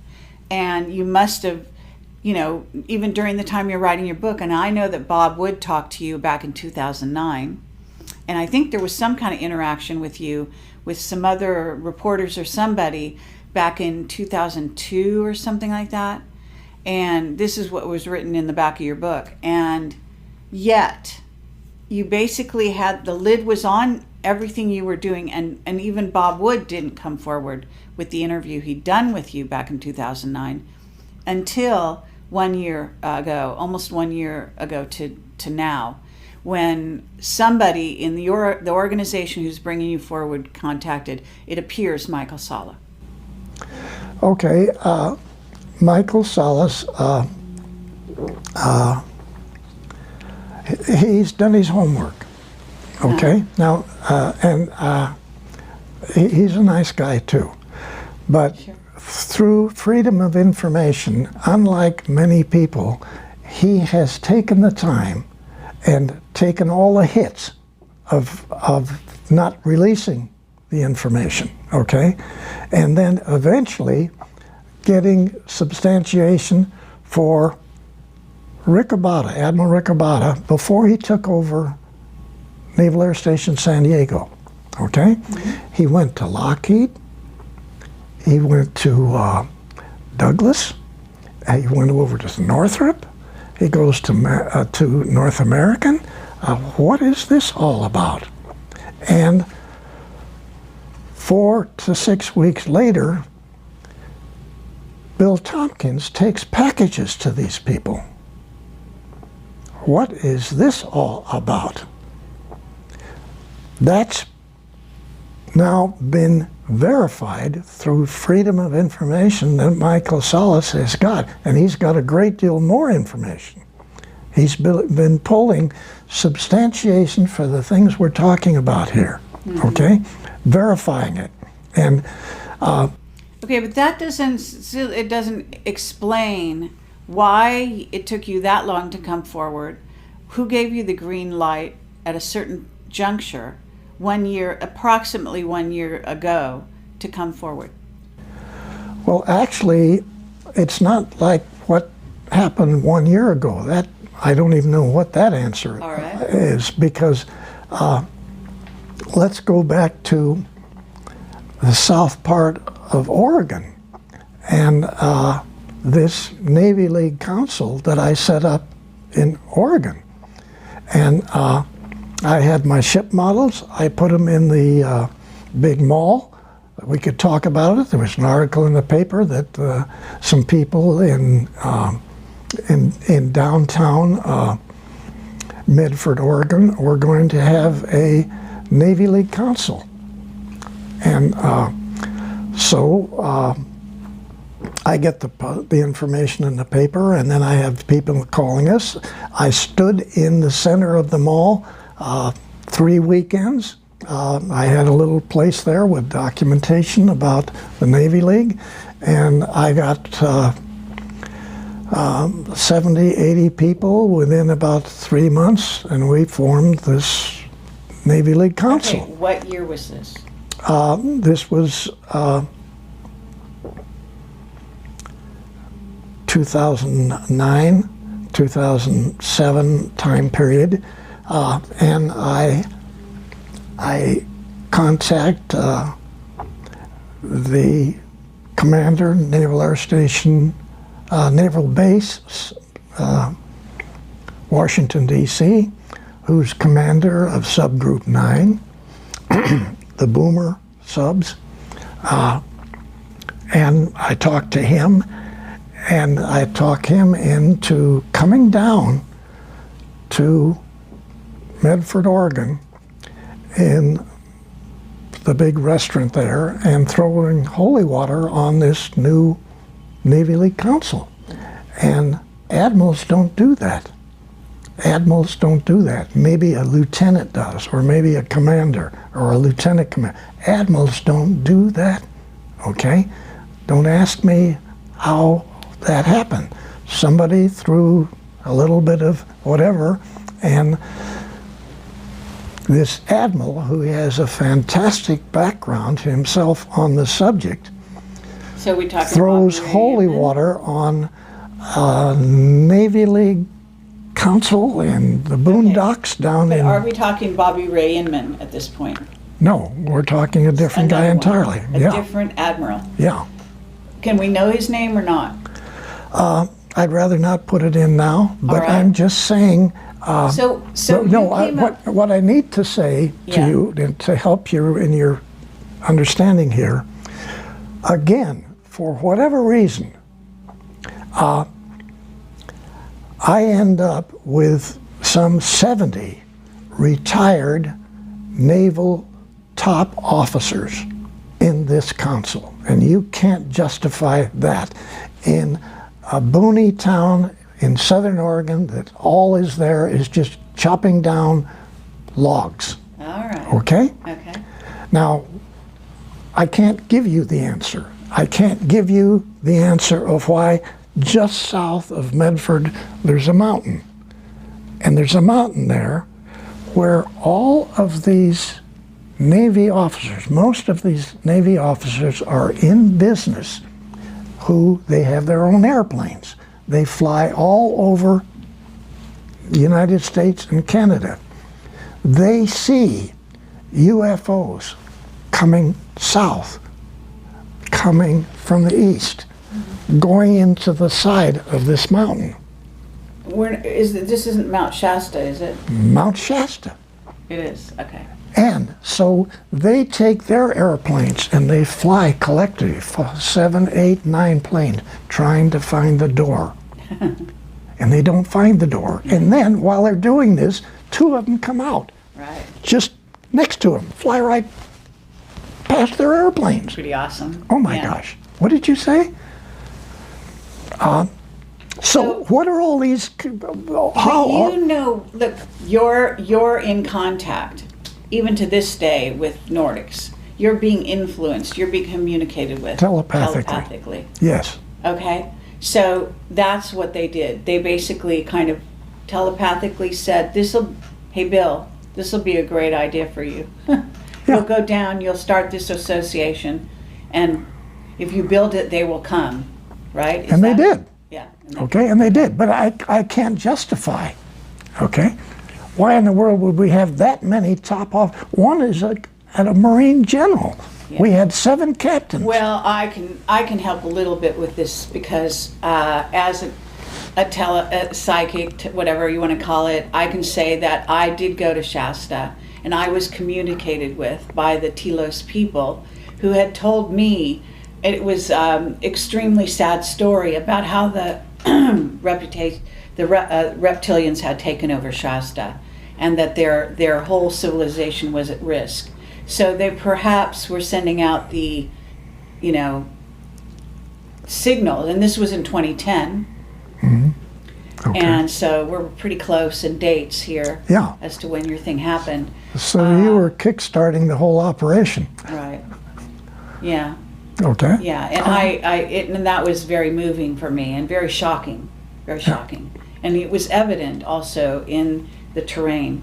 You could actually see there was a frequency fence of some kind that had been put up in that area that was actually killing the wildlife in Yes.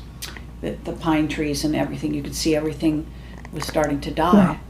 Which, But I have to say, it's really almost laughable that you have all these Navy officers, they're all in business, which requires them to have an airplane. They fly, they're talking back and forth between their airplanes. One guy's coming east, the other guy's north, and one comes out of the mountain here, another guy comes in on the other side, and then actually when 2 of them are flying together, they come right out and go between the 2 airplanes. I mean, and then you say there's no UFOs, okay? I mean, to me, well, I don't say there's no, I'm being facetious. Yeah, I know what you mean. We collectively say there's no Yes. such thing as I extraterrestrials. mean, it's, yes, of course, and that's back in the ABCs of Yeah. this whole subject matter, but amazing stuff, really, it's just amazing, and so that does answer some of my question in that small way, Okay, of yeah. how this thing germinated to where we are now talking today, but Michael, I know this is jumping back a bit. That's okay. That's all right. I'm But- okay. Did you get your question answered about the moon? Yeah, I think so. I want to just kind of get back on that really quickly. Bill, when Neil Armstrong and Buzz Aldrin landed at Tranquility Base on July 20th of 1969, were they given foreknowledge of what they were going to find when they got there, or were they just flying blind and they saw? Sort of had foreknowledge. Let me tell you why. Okay, we talk about these. You've heard their comments about, oh my gosh, there are other crafts out here. This is before you get to the moon. They're flying from here to the moon, and so then they describe some of these. Okay, one or two of the very large kilometer or 2 kilometer long spacecraft carriers came in from one side of the Apollo control module. So the Apollo's coming here, this vehicle is coming in like it's going to go exactly into the vehicle, our vehicle. And of course it makes the turn, and you essentially get the feeling you're being given the finger, okay? So you go on, you make your rotation around, you get all set up and to land. And so as you're landing from down behind the crater, these vehicles come up and park. Okay?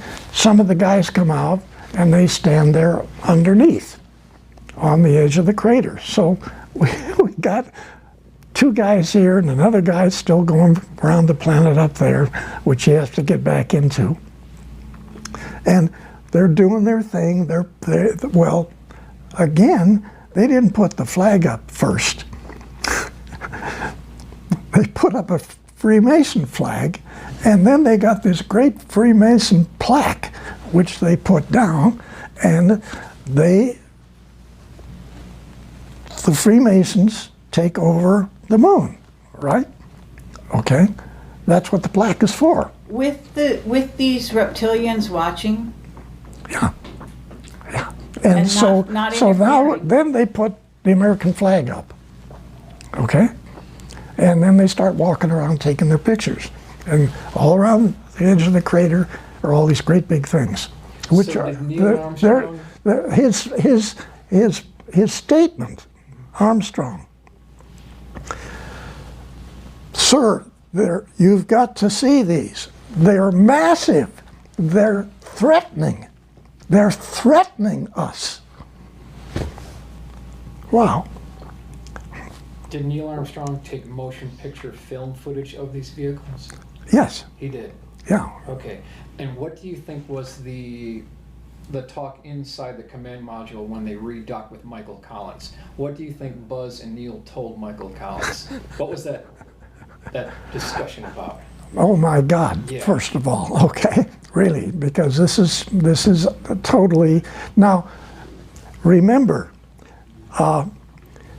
we had sent up vehicles with cameras on them to go around the moon to try to figure out, all of the requirements, not only for the selection where the landing was going to be, but try to come up with some sort of a feel of what our situation was going to be when we got there, okay? So that's all been going on before. So we have seen and we have photographed structures on the other side of the moon. And next to those structures, a ways away, are foundations of many different buildings that are there. So we've already photographed. We knew that. Okay, well, I'm going to go back even further than that, though, because we know the Nazis had been to the moon, right? Yeah. You admitted that, and not only that, but one of my witnesses, Mark Richards, is Captain Mark Richards from the Secret Space Program, from Space Command. He is a Navy, he was a Navy officer on the side of the Navy, and he was, I don't know if you've ever heard of one of the craft that he was famous for flying, which is called Minerva, which is an artificially intelligent craft Vehicle. That very few people can apparently even interact with, let alone drive. Yeah. So Okay. he's in prison in Northern California because he's been framed for murder, and he's the enemy of the reptilians who are in office and Dracos. But he said that by the 60s and early 60s, we had a base on the moon, even though we'd been told no, we couldn't. Okay. And he said that's because Curtis LeMay wouldn't take no for an answer. Could be. I don't know. That sounds a lot. You don't know about that No, part. I don't know. Okay. But that could be possible. All right. Okay. And he read your book because I sent it to him, and he said it lines up with everything he knows. Okay. I'm sorry he's in prison. Yeah. Well, I think that with your revelations, maybe someone could actually turn some keys somewhere and get him out. Yeah. He's almost an elderly man at this point. He's in his late 60s, I think. Oh, okay. Not as old as you. Yeah. But he was chosen the same way you were, he said, when he was Yeah. very So, young. well, that's where I was trying to get back to him, that All right. it's not just one or two people that are selected, okay? There's hundreds and hundreds of these people actually all over the planet. There's Russians too, and there's Chinese. And so, but unfortunately, not making this nice, some are on their white hats, and we like them, but we've got a lot of people with black hats that are selected to implement whatever. And this is a real problem. And you can't cover this part of it up and just say, I don't believe that, okay? Oh, yeah. We are stuck with situations, plural, not one, but situations with which we don't have control over. And we are being used, we have been being used, and I hate to say this, but we're just a laboratory for them. Stop and think, that's not your moon, this is not your planet, and they own the planet, and we are their lab. We're their laboratory, and they're associates laboratories, other extraterrestrials Right. coming in, doing their agenda. Yes. And And this has been going on for eons, and we know about this, but I have to say, there is a reason for all of this. And Yeah. I want to get to this idea that the Nordics are coming here. Mark said the same thing to me. Around the same time you're releasing this, he was saying to me on my one-on-one interview with him in prison, I go to interview him in prison, I've done it 5 times now, and he said, the Nordics want the humans to come up to speed militarily and in terms of consciousness, etc., so that they can join the fight against the reptilians and Dracos that are basically plundering the galaxies, taking over planets, etc. And you've said something very similar to that. yeah, I have to agree with that. I'm just saying that this is our situation, and it's And our military is very aware of this. And so what they've been doing is funneling what we call black project money, billions, into building this secret space program that's now practically what we call a rogue civilization. It's almost living so far in advance of the way we live in terms of technology and in terms of everything else. okay. Adding to that, you have Solar Warden. People don't believe that we have Solar Warden, okay? I believe it. Yeah. Okay, but it is 8 Navy space battle groups with destroyers, cruisers, other vehicles, support vehicles, transports, trucks, all kinds of stuff. They're operating off of Nordic bases, okay? Their families, their children, live in Nordic facilities. They go to Nordic restaurants for food. Just like the 6 people in Lockheed, which are here, working, or they have their own facilities in an area in Burbank. Those 6 fellows have wives and children. They're in the public schools there. They go to restaurants and they nobody go. knows their And Nordics. the manager of that 6 group, they are. They have their own mission, which again is talking about this region of the galaxy, this arm. And so they could just as well have been on board the moon facilities, but they're local. And yes, once in a while they help the skunk works, but that's not their job. They're not contracted. And okay, he lives 3,700 comparable years, and so do the children, the wife. Okay, the children go to the schools, but every hour they put in class, they're being taught telepathically their own information, because they can finish a 4-year college degree by 9 years old. Mm-hmm. Okay, sure. And they're right here in Burbank. Now, yes, we've got all this other stuff out there too that's being operated in the same manner, and those people are they're not necessarily here as a contract to help Lockheed, but yes, they do once in a while talk with the skunk works, make side issues, make side suggestions.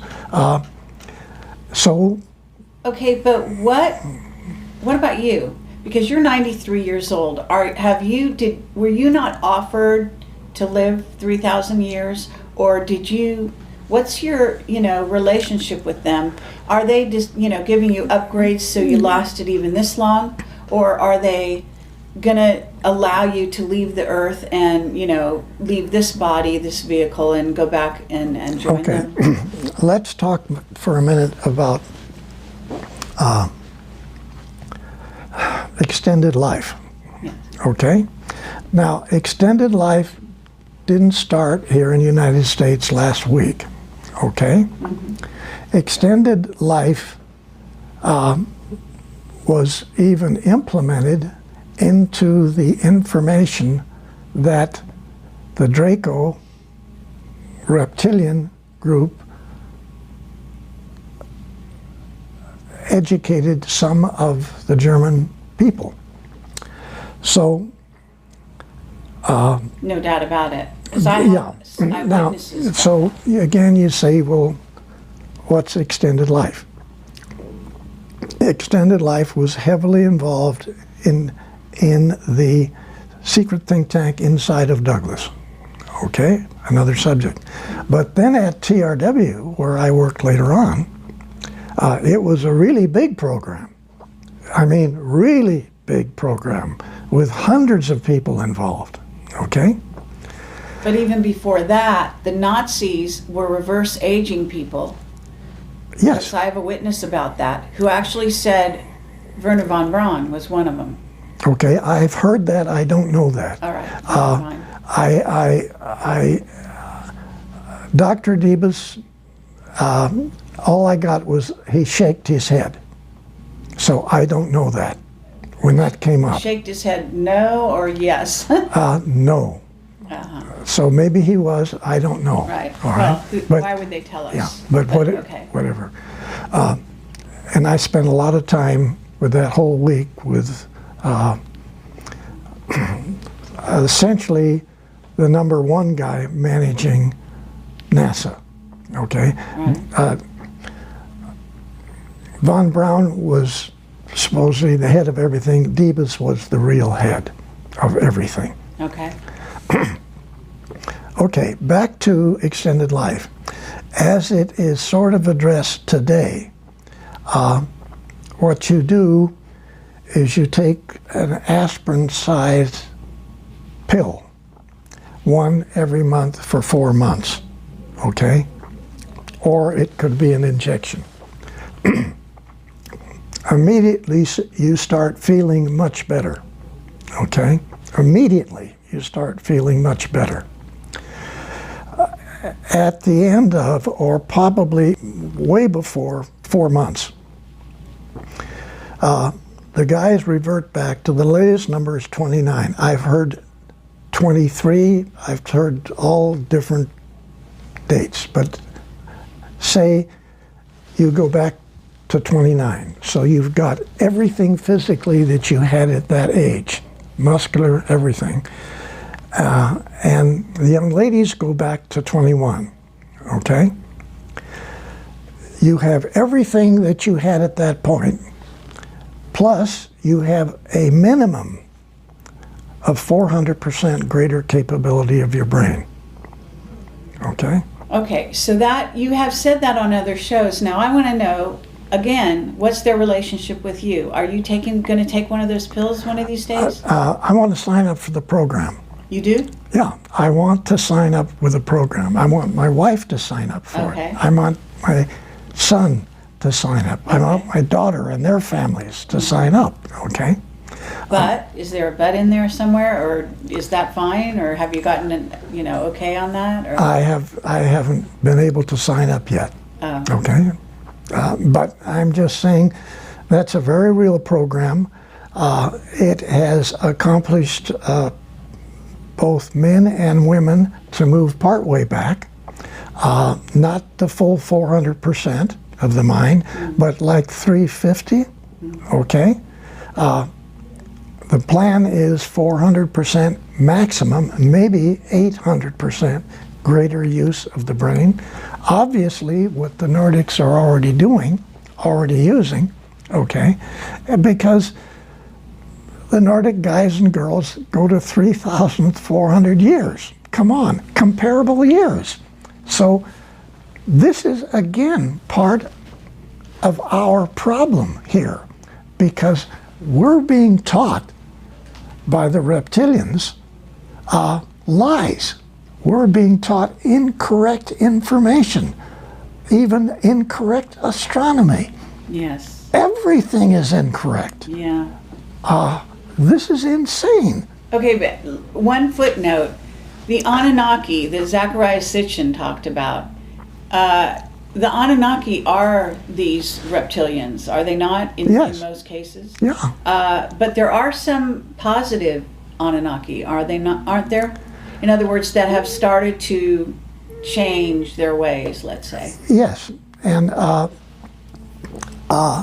we got these blue people too. They got a little hair on their legs, but they're nice people. Okay, they're helping.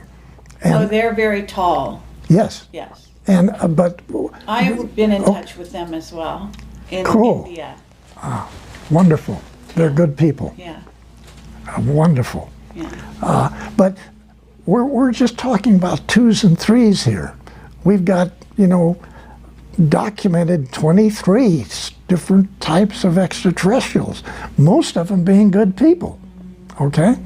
But then we've got these massive capability with facilities of the Draco extraterrestrial side that, they're controlling. And they don't just control this planet, we're just one of their planets that they Is control. Mars under their rule or not? Because I know we have bases on Mars, Yeah, right? yes. And so, one of the whistleblowers out there says there are wars going on because there are different bases on Mars between those bases. Okay, and yes, many people, including myself, have watched partial wars with vehicles diving on top of other vehicles from the coast right here, halfway between Long Beach and Catalina Island. Oh, sure.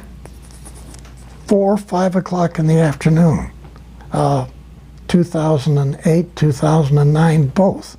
okay? Watched them both. One of my witnesses was killed.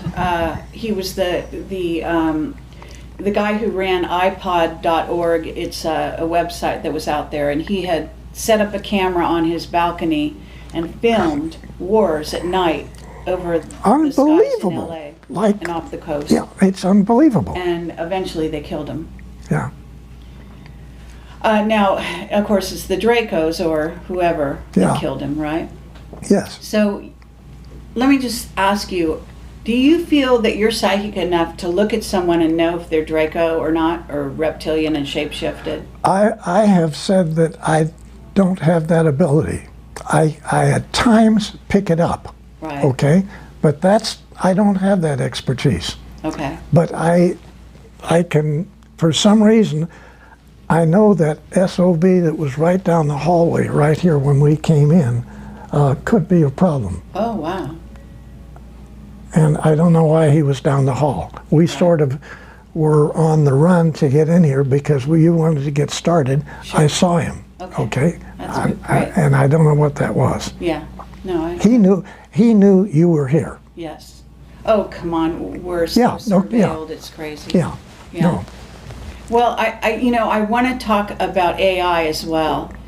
And I don't know if we're completely done with this reverse aging idea.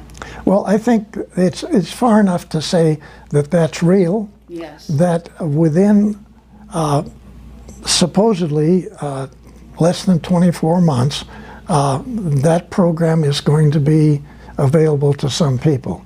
Now, if you have enough money and if you have enough facilities, maybe you can get on the list first, okay? I don't know how that's going to work. Right.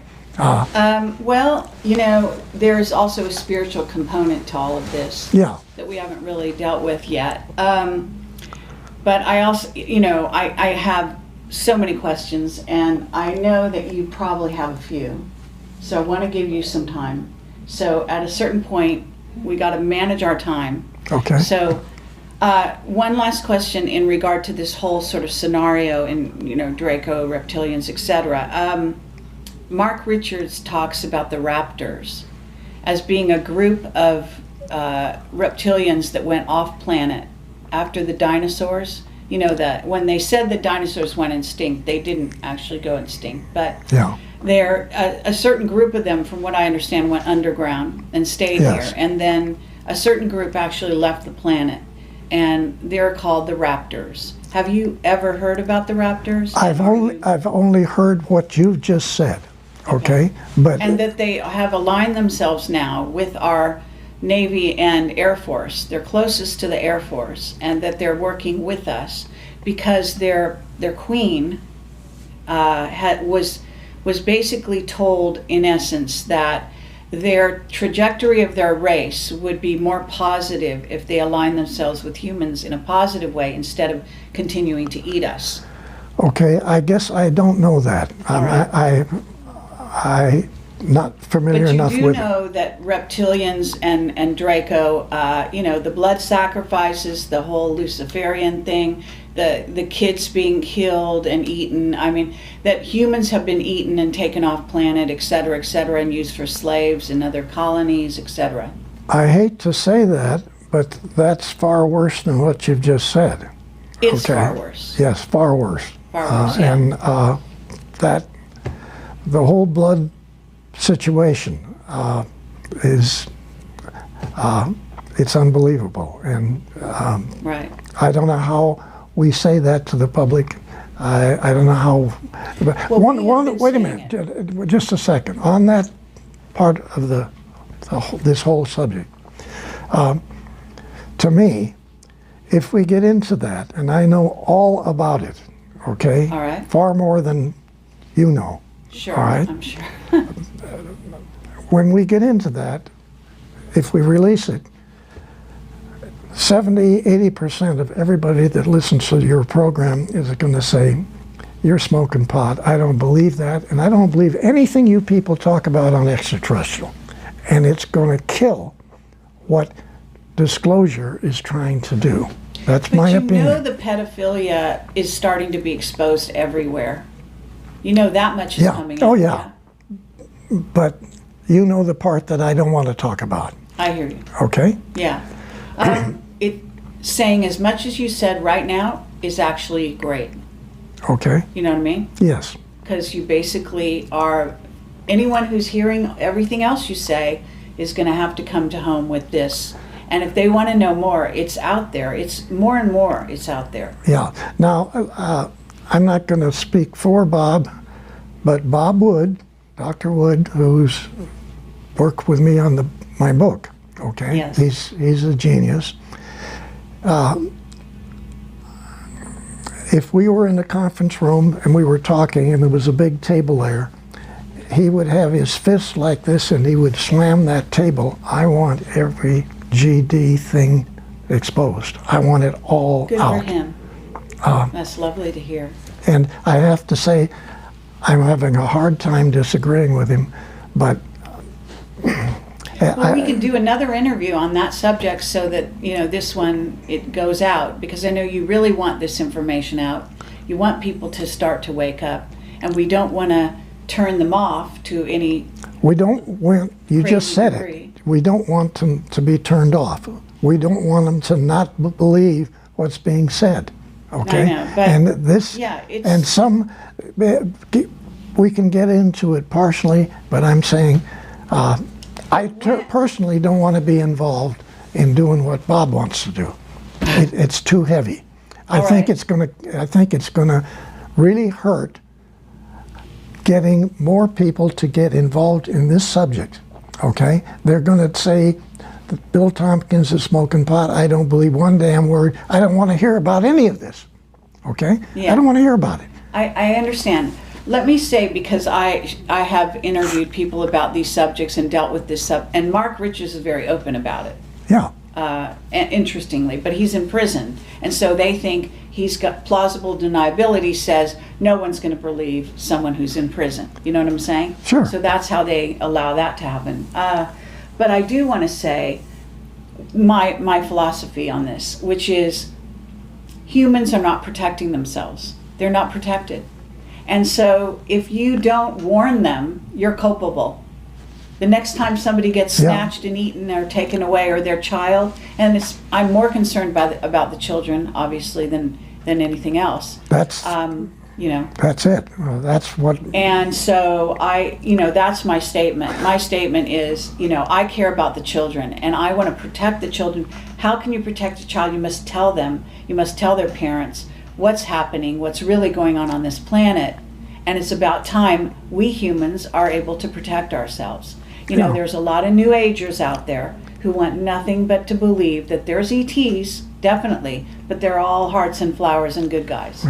Yes. And this is such a dangerous thing to put out there, because again, you get humans that will not be able to protect themselves That's and also not understand. Some people get the wrong idea about Camelot, but I'm actually in favor of the military. I know it sounds crazy, but I actually understand that we have a lot of military that are putting their lives on the line Yes. in a daily basis to protect humans that have absolutely no idea that they're in danger. You're right. Absolutely. I agree. And that's got to change. Yeah. It's got to change. Yeah. So, I realize that people have no idea what a brave man you are. Oh. You are, I just wanted this statement made on my interview here, that the courage that it takes to actually do what you're doing right now is phenomenal. Really it is. See, I can get away with this because I'm a journalist and I can say anything and people will say, she's crazy, and just not listen. But someone with your stature, with your reputation and your documentation and where you were and where you come from and all of that, this is substantial. I don't think people can ignore you. I don't think they can. Well, I sure hope they don't, because frankly, we need help. Yeah. We need everybody involved in this. That's not a lie. We need help. Yes, absolutely. So at this moment, what I want to do is allow I'm going to get back to AI at a certain point, but I want Michael to ask any questions he's burning questions that you have right now. Okay, that's fine. Bill, let's switch gears here, but we're still on the same topic of naval programs. What was the primary mission of the 1946 naval program known as Operation High Jump, and what really happened? Very interesting. Essentially, the World War II had ended. We didn't win. It's just sort of ended. And the Navy had been involved with the German facilities in Antarctica and the Draco reptilian facilities in caverns in the Antarctica. And this program was well accepted. And then when paperclip took place, this is where many of the German elite technical people left Germany and went to their facilities in Antarctica. Some of them went to Russia, some went to England, and a large number of them, Von Braun and Dr. Debus and their people, came to the United States. So there's an admiral called Admiral Nimitz, and he got with another Navy admiral, and they formed the largest U.S. Navy battle group that we had ever had, with the number of ships and the number of facilities, personnel. There was over 400 airplanes involved. Many of them were enormous flying boats, PB-3s, TBFs, which were all in this battle group that went to our South Pole to clean up the mess down there, okay? There are large tunnels underneath the water all around Antarctica where the Germans, with very, very large truck submarines, had been taking facilities from Germany to Antarctica, the facilities had in Antarctica. So everybody said, we got paperclip here in the United States, but you don't realize that 60, 70%, even slave labor personnel, were put in these submarines and taken back to Antarctica through these big tunnels to very large facilities. So yes, there were extraterrestrial UFOs there too, and there were some production German UFOs also. So when we got within what you would call battle range of Antarctica, we had already flown half of our aircraft to the other side of Antarctica with the facilities to enter the mainland from the other side.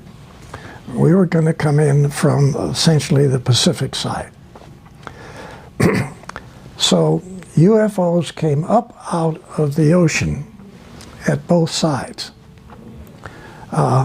They eliminated every aircraft, including all of the helicopters, flying boats. Every aircraft we had were eliminated in about 20 minutes. We had already started operations, landing type operations, and those ships and all those personnel were sunk. They ended up going to the bottom of the ocean off of the coast. So Admiral Byrd and Admiral Nimitz, with the tail between their legs, took off back to the United States as fast as they could go, okay? And never went back. A little bit like going to the moon and never coming back, okay? So that mission obviously failed to do any damage because they were supposed to go out there, pick up a bunch of prisoners, bring them back, and then blow up all of the facilities with this massive U.S. Navy battle group. And we didn't do that. We came back and we're not going to do that again. I think that basically says what the mission was and what happened, okay? And essentially, you haven't gone back again since, and you probably never will. So you don't have the capability to fight the Draco reptilian technical capabilities. But there are people going there. Yes. There are military going there. Yes. And they have also a telescope there that's supposed to be specially stationed to look for the incoming of Planet X or Nibiru or whatever. Well, they have a facility there like you have, your Air Force has at the Offutt Air Force Base in Omaha, Nebraska. There's a picture, a drawing that I made in the front of the book where it shows the command center, which is not a command center. What it is, it's a receiving center for information in this part of the galaxy. Right. For us. And then you have a separate command center that the Air Force has in that big mountain range. But the one we're talking about is like the Dracos have that the SS still uses, which is in Antarctica, and it's a controlling area of incoming vehicles that are not German or primarily not reptilian Draco type facilities. They could be Nordic, and they don't want the Nordics there. So that telescope facility also has much greater capability than any telescope that we have, and we just had in the last couple of 3 months found out that there are 2 trillion galaxies out there. Wow. So we got better capability, as far as we're concerned. The ones that the Draco reptilian have in Antarctica is much bigger than that. Wow. Okay, but how is it that the humans are they do go down there? Are you saying that the ones that are allowed down there are Draco or reptilian, or are you saying that they allow them to come and go because that's some kind of treaty or arrangement? Well, it's just a arrangement between what was left of the SS and the people that are working in Germany on extraterrestrial vehicles. They have them in production. Still. Today. And you went down there to clean that up, and you didn't win that battle. So there's still communication with even humans from here to Antarctica, and you have Draco reptilian guys running your governments of every country on your planet. Every government. There you go. Wow. That's quite a statement. Does that answer your question? That answer. I'm sorry. It's not what we want to hear. No. Okay. Not at all. Okay, everyone who watches this is going to want me to ask you about Nibiru, the return of Nibiru, Marduk. You know who Marduk is, and Anu, and all of that. These are the head Anunnaki. Do you think that are you able to talk about a return of a planet, or is it a planetoid? Is it a, Dyson sphere? I'm going to have to say, I'm not familiar enough, other than the title, with that operation. So, frankly, I can't help. Okay. That's not my area. All right. And I know about it, but I know of it. Okay, have you been told, let me ask you this. Mark Richards says we're about to start Earth changes in a sort of a more major way.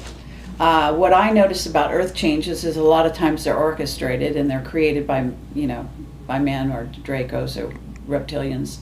And that they're supposed to start here at, the beginning of 2017. And Camelot was always told I've been doing this for over 10 years, that 2017 was sort of the kickoff date for a lot of so-called Earth changes. So Okay. have you heard that? Let me talk a little bit about a different involvement of that. All right. Okay. I had a cousin is Walter Handon in our family here, who was 3 years older than me, about the same age as my brother. And after, say, 1933 time period, we were just kids living in Hollywood. Walter's house he was the only child. His dad worked for the railroad and didn't make much money. And so they rented a house in Hollywood, which is what we did. Nobody had any money. And so they didn't have any landscaping in the front or the back of the yard. So we kids would, in the afternoon, after school, we'd get together and dig holes in the dirt in the backyard. And Now you told this story on Walter Noasad's interview, right? yes. So that's where you're going with this. So to save some time, can we cut to the chase a little further and ask people to watch Walter's to get more of this? But you can sketch it out, but don't go as in much detail as you did with Walter. Okay. So my cousin Walter became a geophysicist, astrophysicist, was later Dean of Texas M down in Houston. One of the 5 top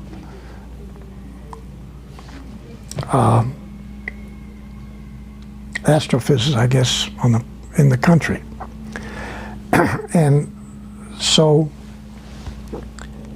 he continued to come to California, and he would stay with us. We were living in San Fernando Valley, and I was working at TRW, and he was a consultant to TRW. And so TRW had astronomy and every other technical field going, with many different sub-laboratories working on it. And so we were very, very aware of the problems geologically with planet Earth. And this gets into not just Noah's problem, where he had the flood and he took care of it quite well, but there had been 7 floods since Noah's flood, and one of those was really bad. But what takes place here, and it's a little hard to visualize, way back, the planet only had one continent. And as we know, those continents, well, the planet was trying to fix its uneven rotation. So the planet separated into different continents. So what's taking place since then, on every so many years since that took place, 2 major things take place. Well, 3, I'm sorry. One is that every so many years, the planet has literally dozens and dozens of volcanoes all running at the same time from Alaska down the Pacific coast to the Pacific coast of South America. They're Ring of Fire, what's called. And they have these continuous volcanoes all going. Fouls up the atmosphere on the planet to where a lot of people don't make it. A lot of fish don't make it. Now, then separately, we have this situation where we have earthquakes. Some of these are really bad. Then the third thing is the real problem. Today, as we're talking, the Pacific plate is climbing up on top of the American plate, which would be United States, and it's getting ready to push it down into the magma. And the same thing will happen in South America too. It'll climb up over South America and push the Andes and everything on down into the magma. So not too many people live through these kinds of events. So essentially, planet Earth is not a really choice place to live from the geology standpoint. We know that there are hundreds of million galaxies out there. We know that there's millions and millions of stars in our own galaxy, and that there are millions and millions of other planets which are at supposedly the right location out from the star, not too close in, not too far out, rotating, which produce unbelievably 2 and 3 and 4 times the size of Earth, total utilities, unbelievable planets, unbelievable atmosphere, gorgeous places to live, okay? So when the people in the secret think tank inside of Douglas were doing their studies, they came up with a thrust to review the geology of the planet, confirm the situations with the support of the Nordics of moving people off of the planet to other stars, planets that the Nordics are very, very aware of, and live their utopian lives.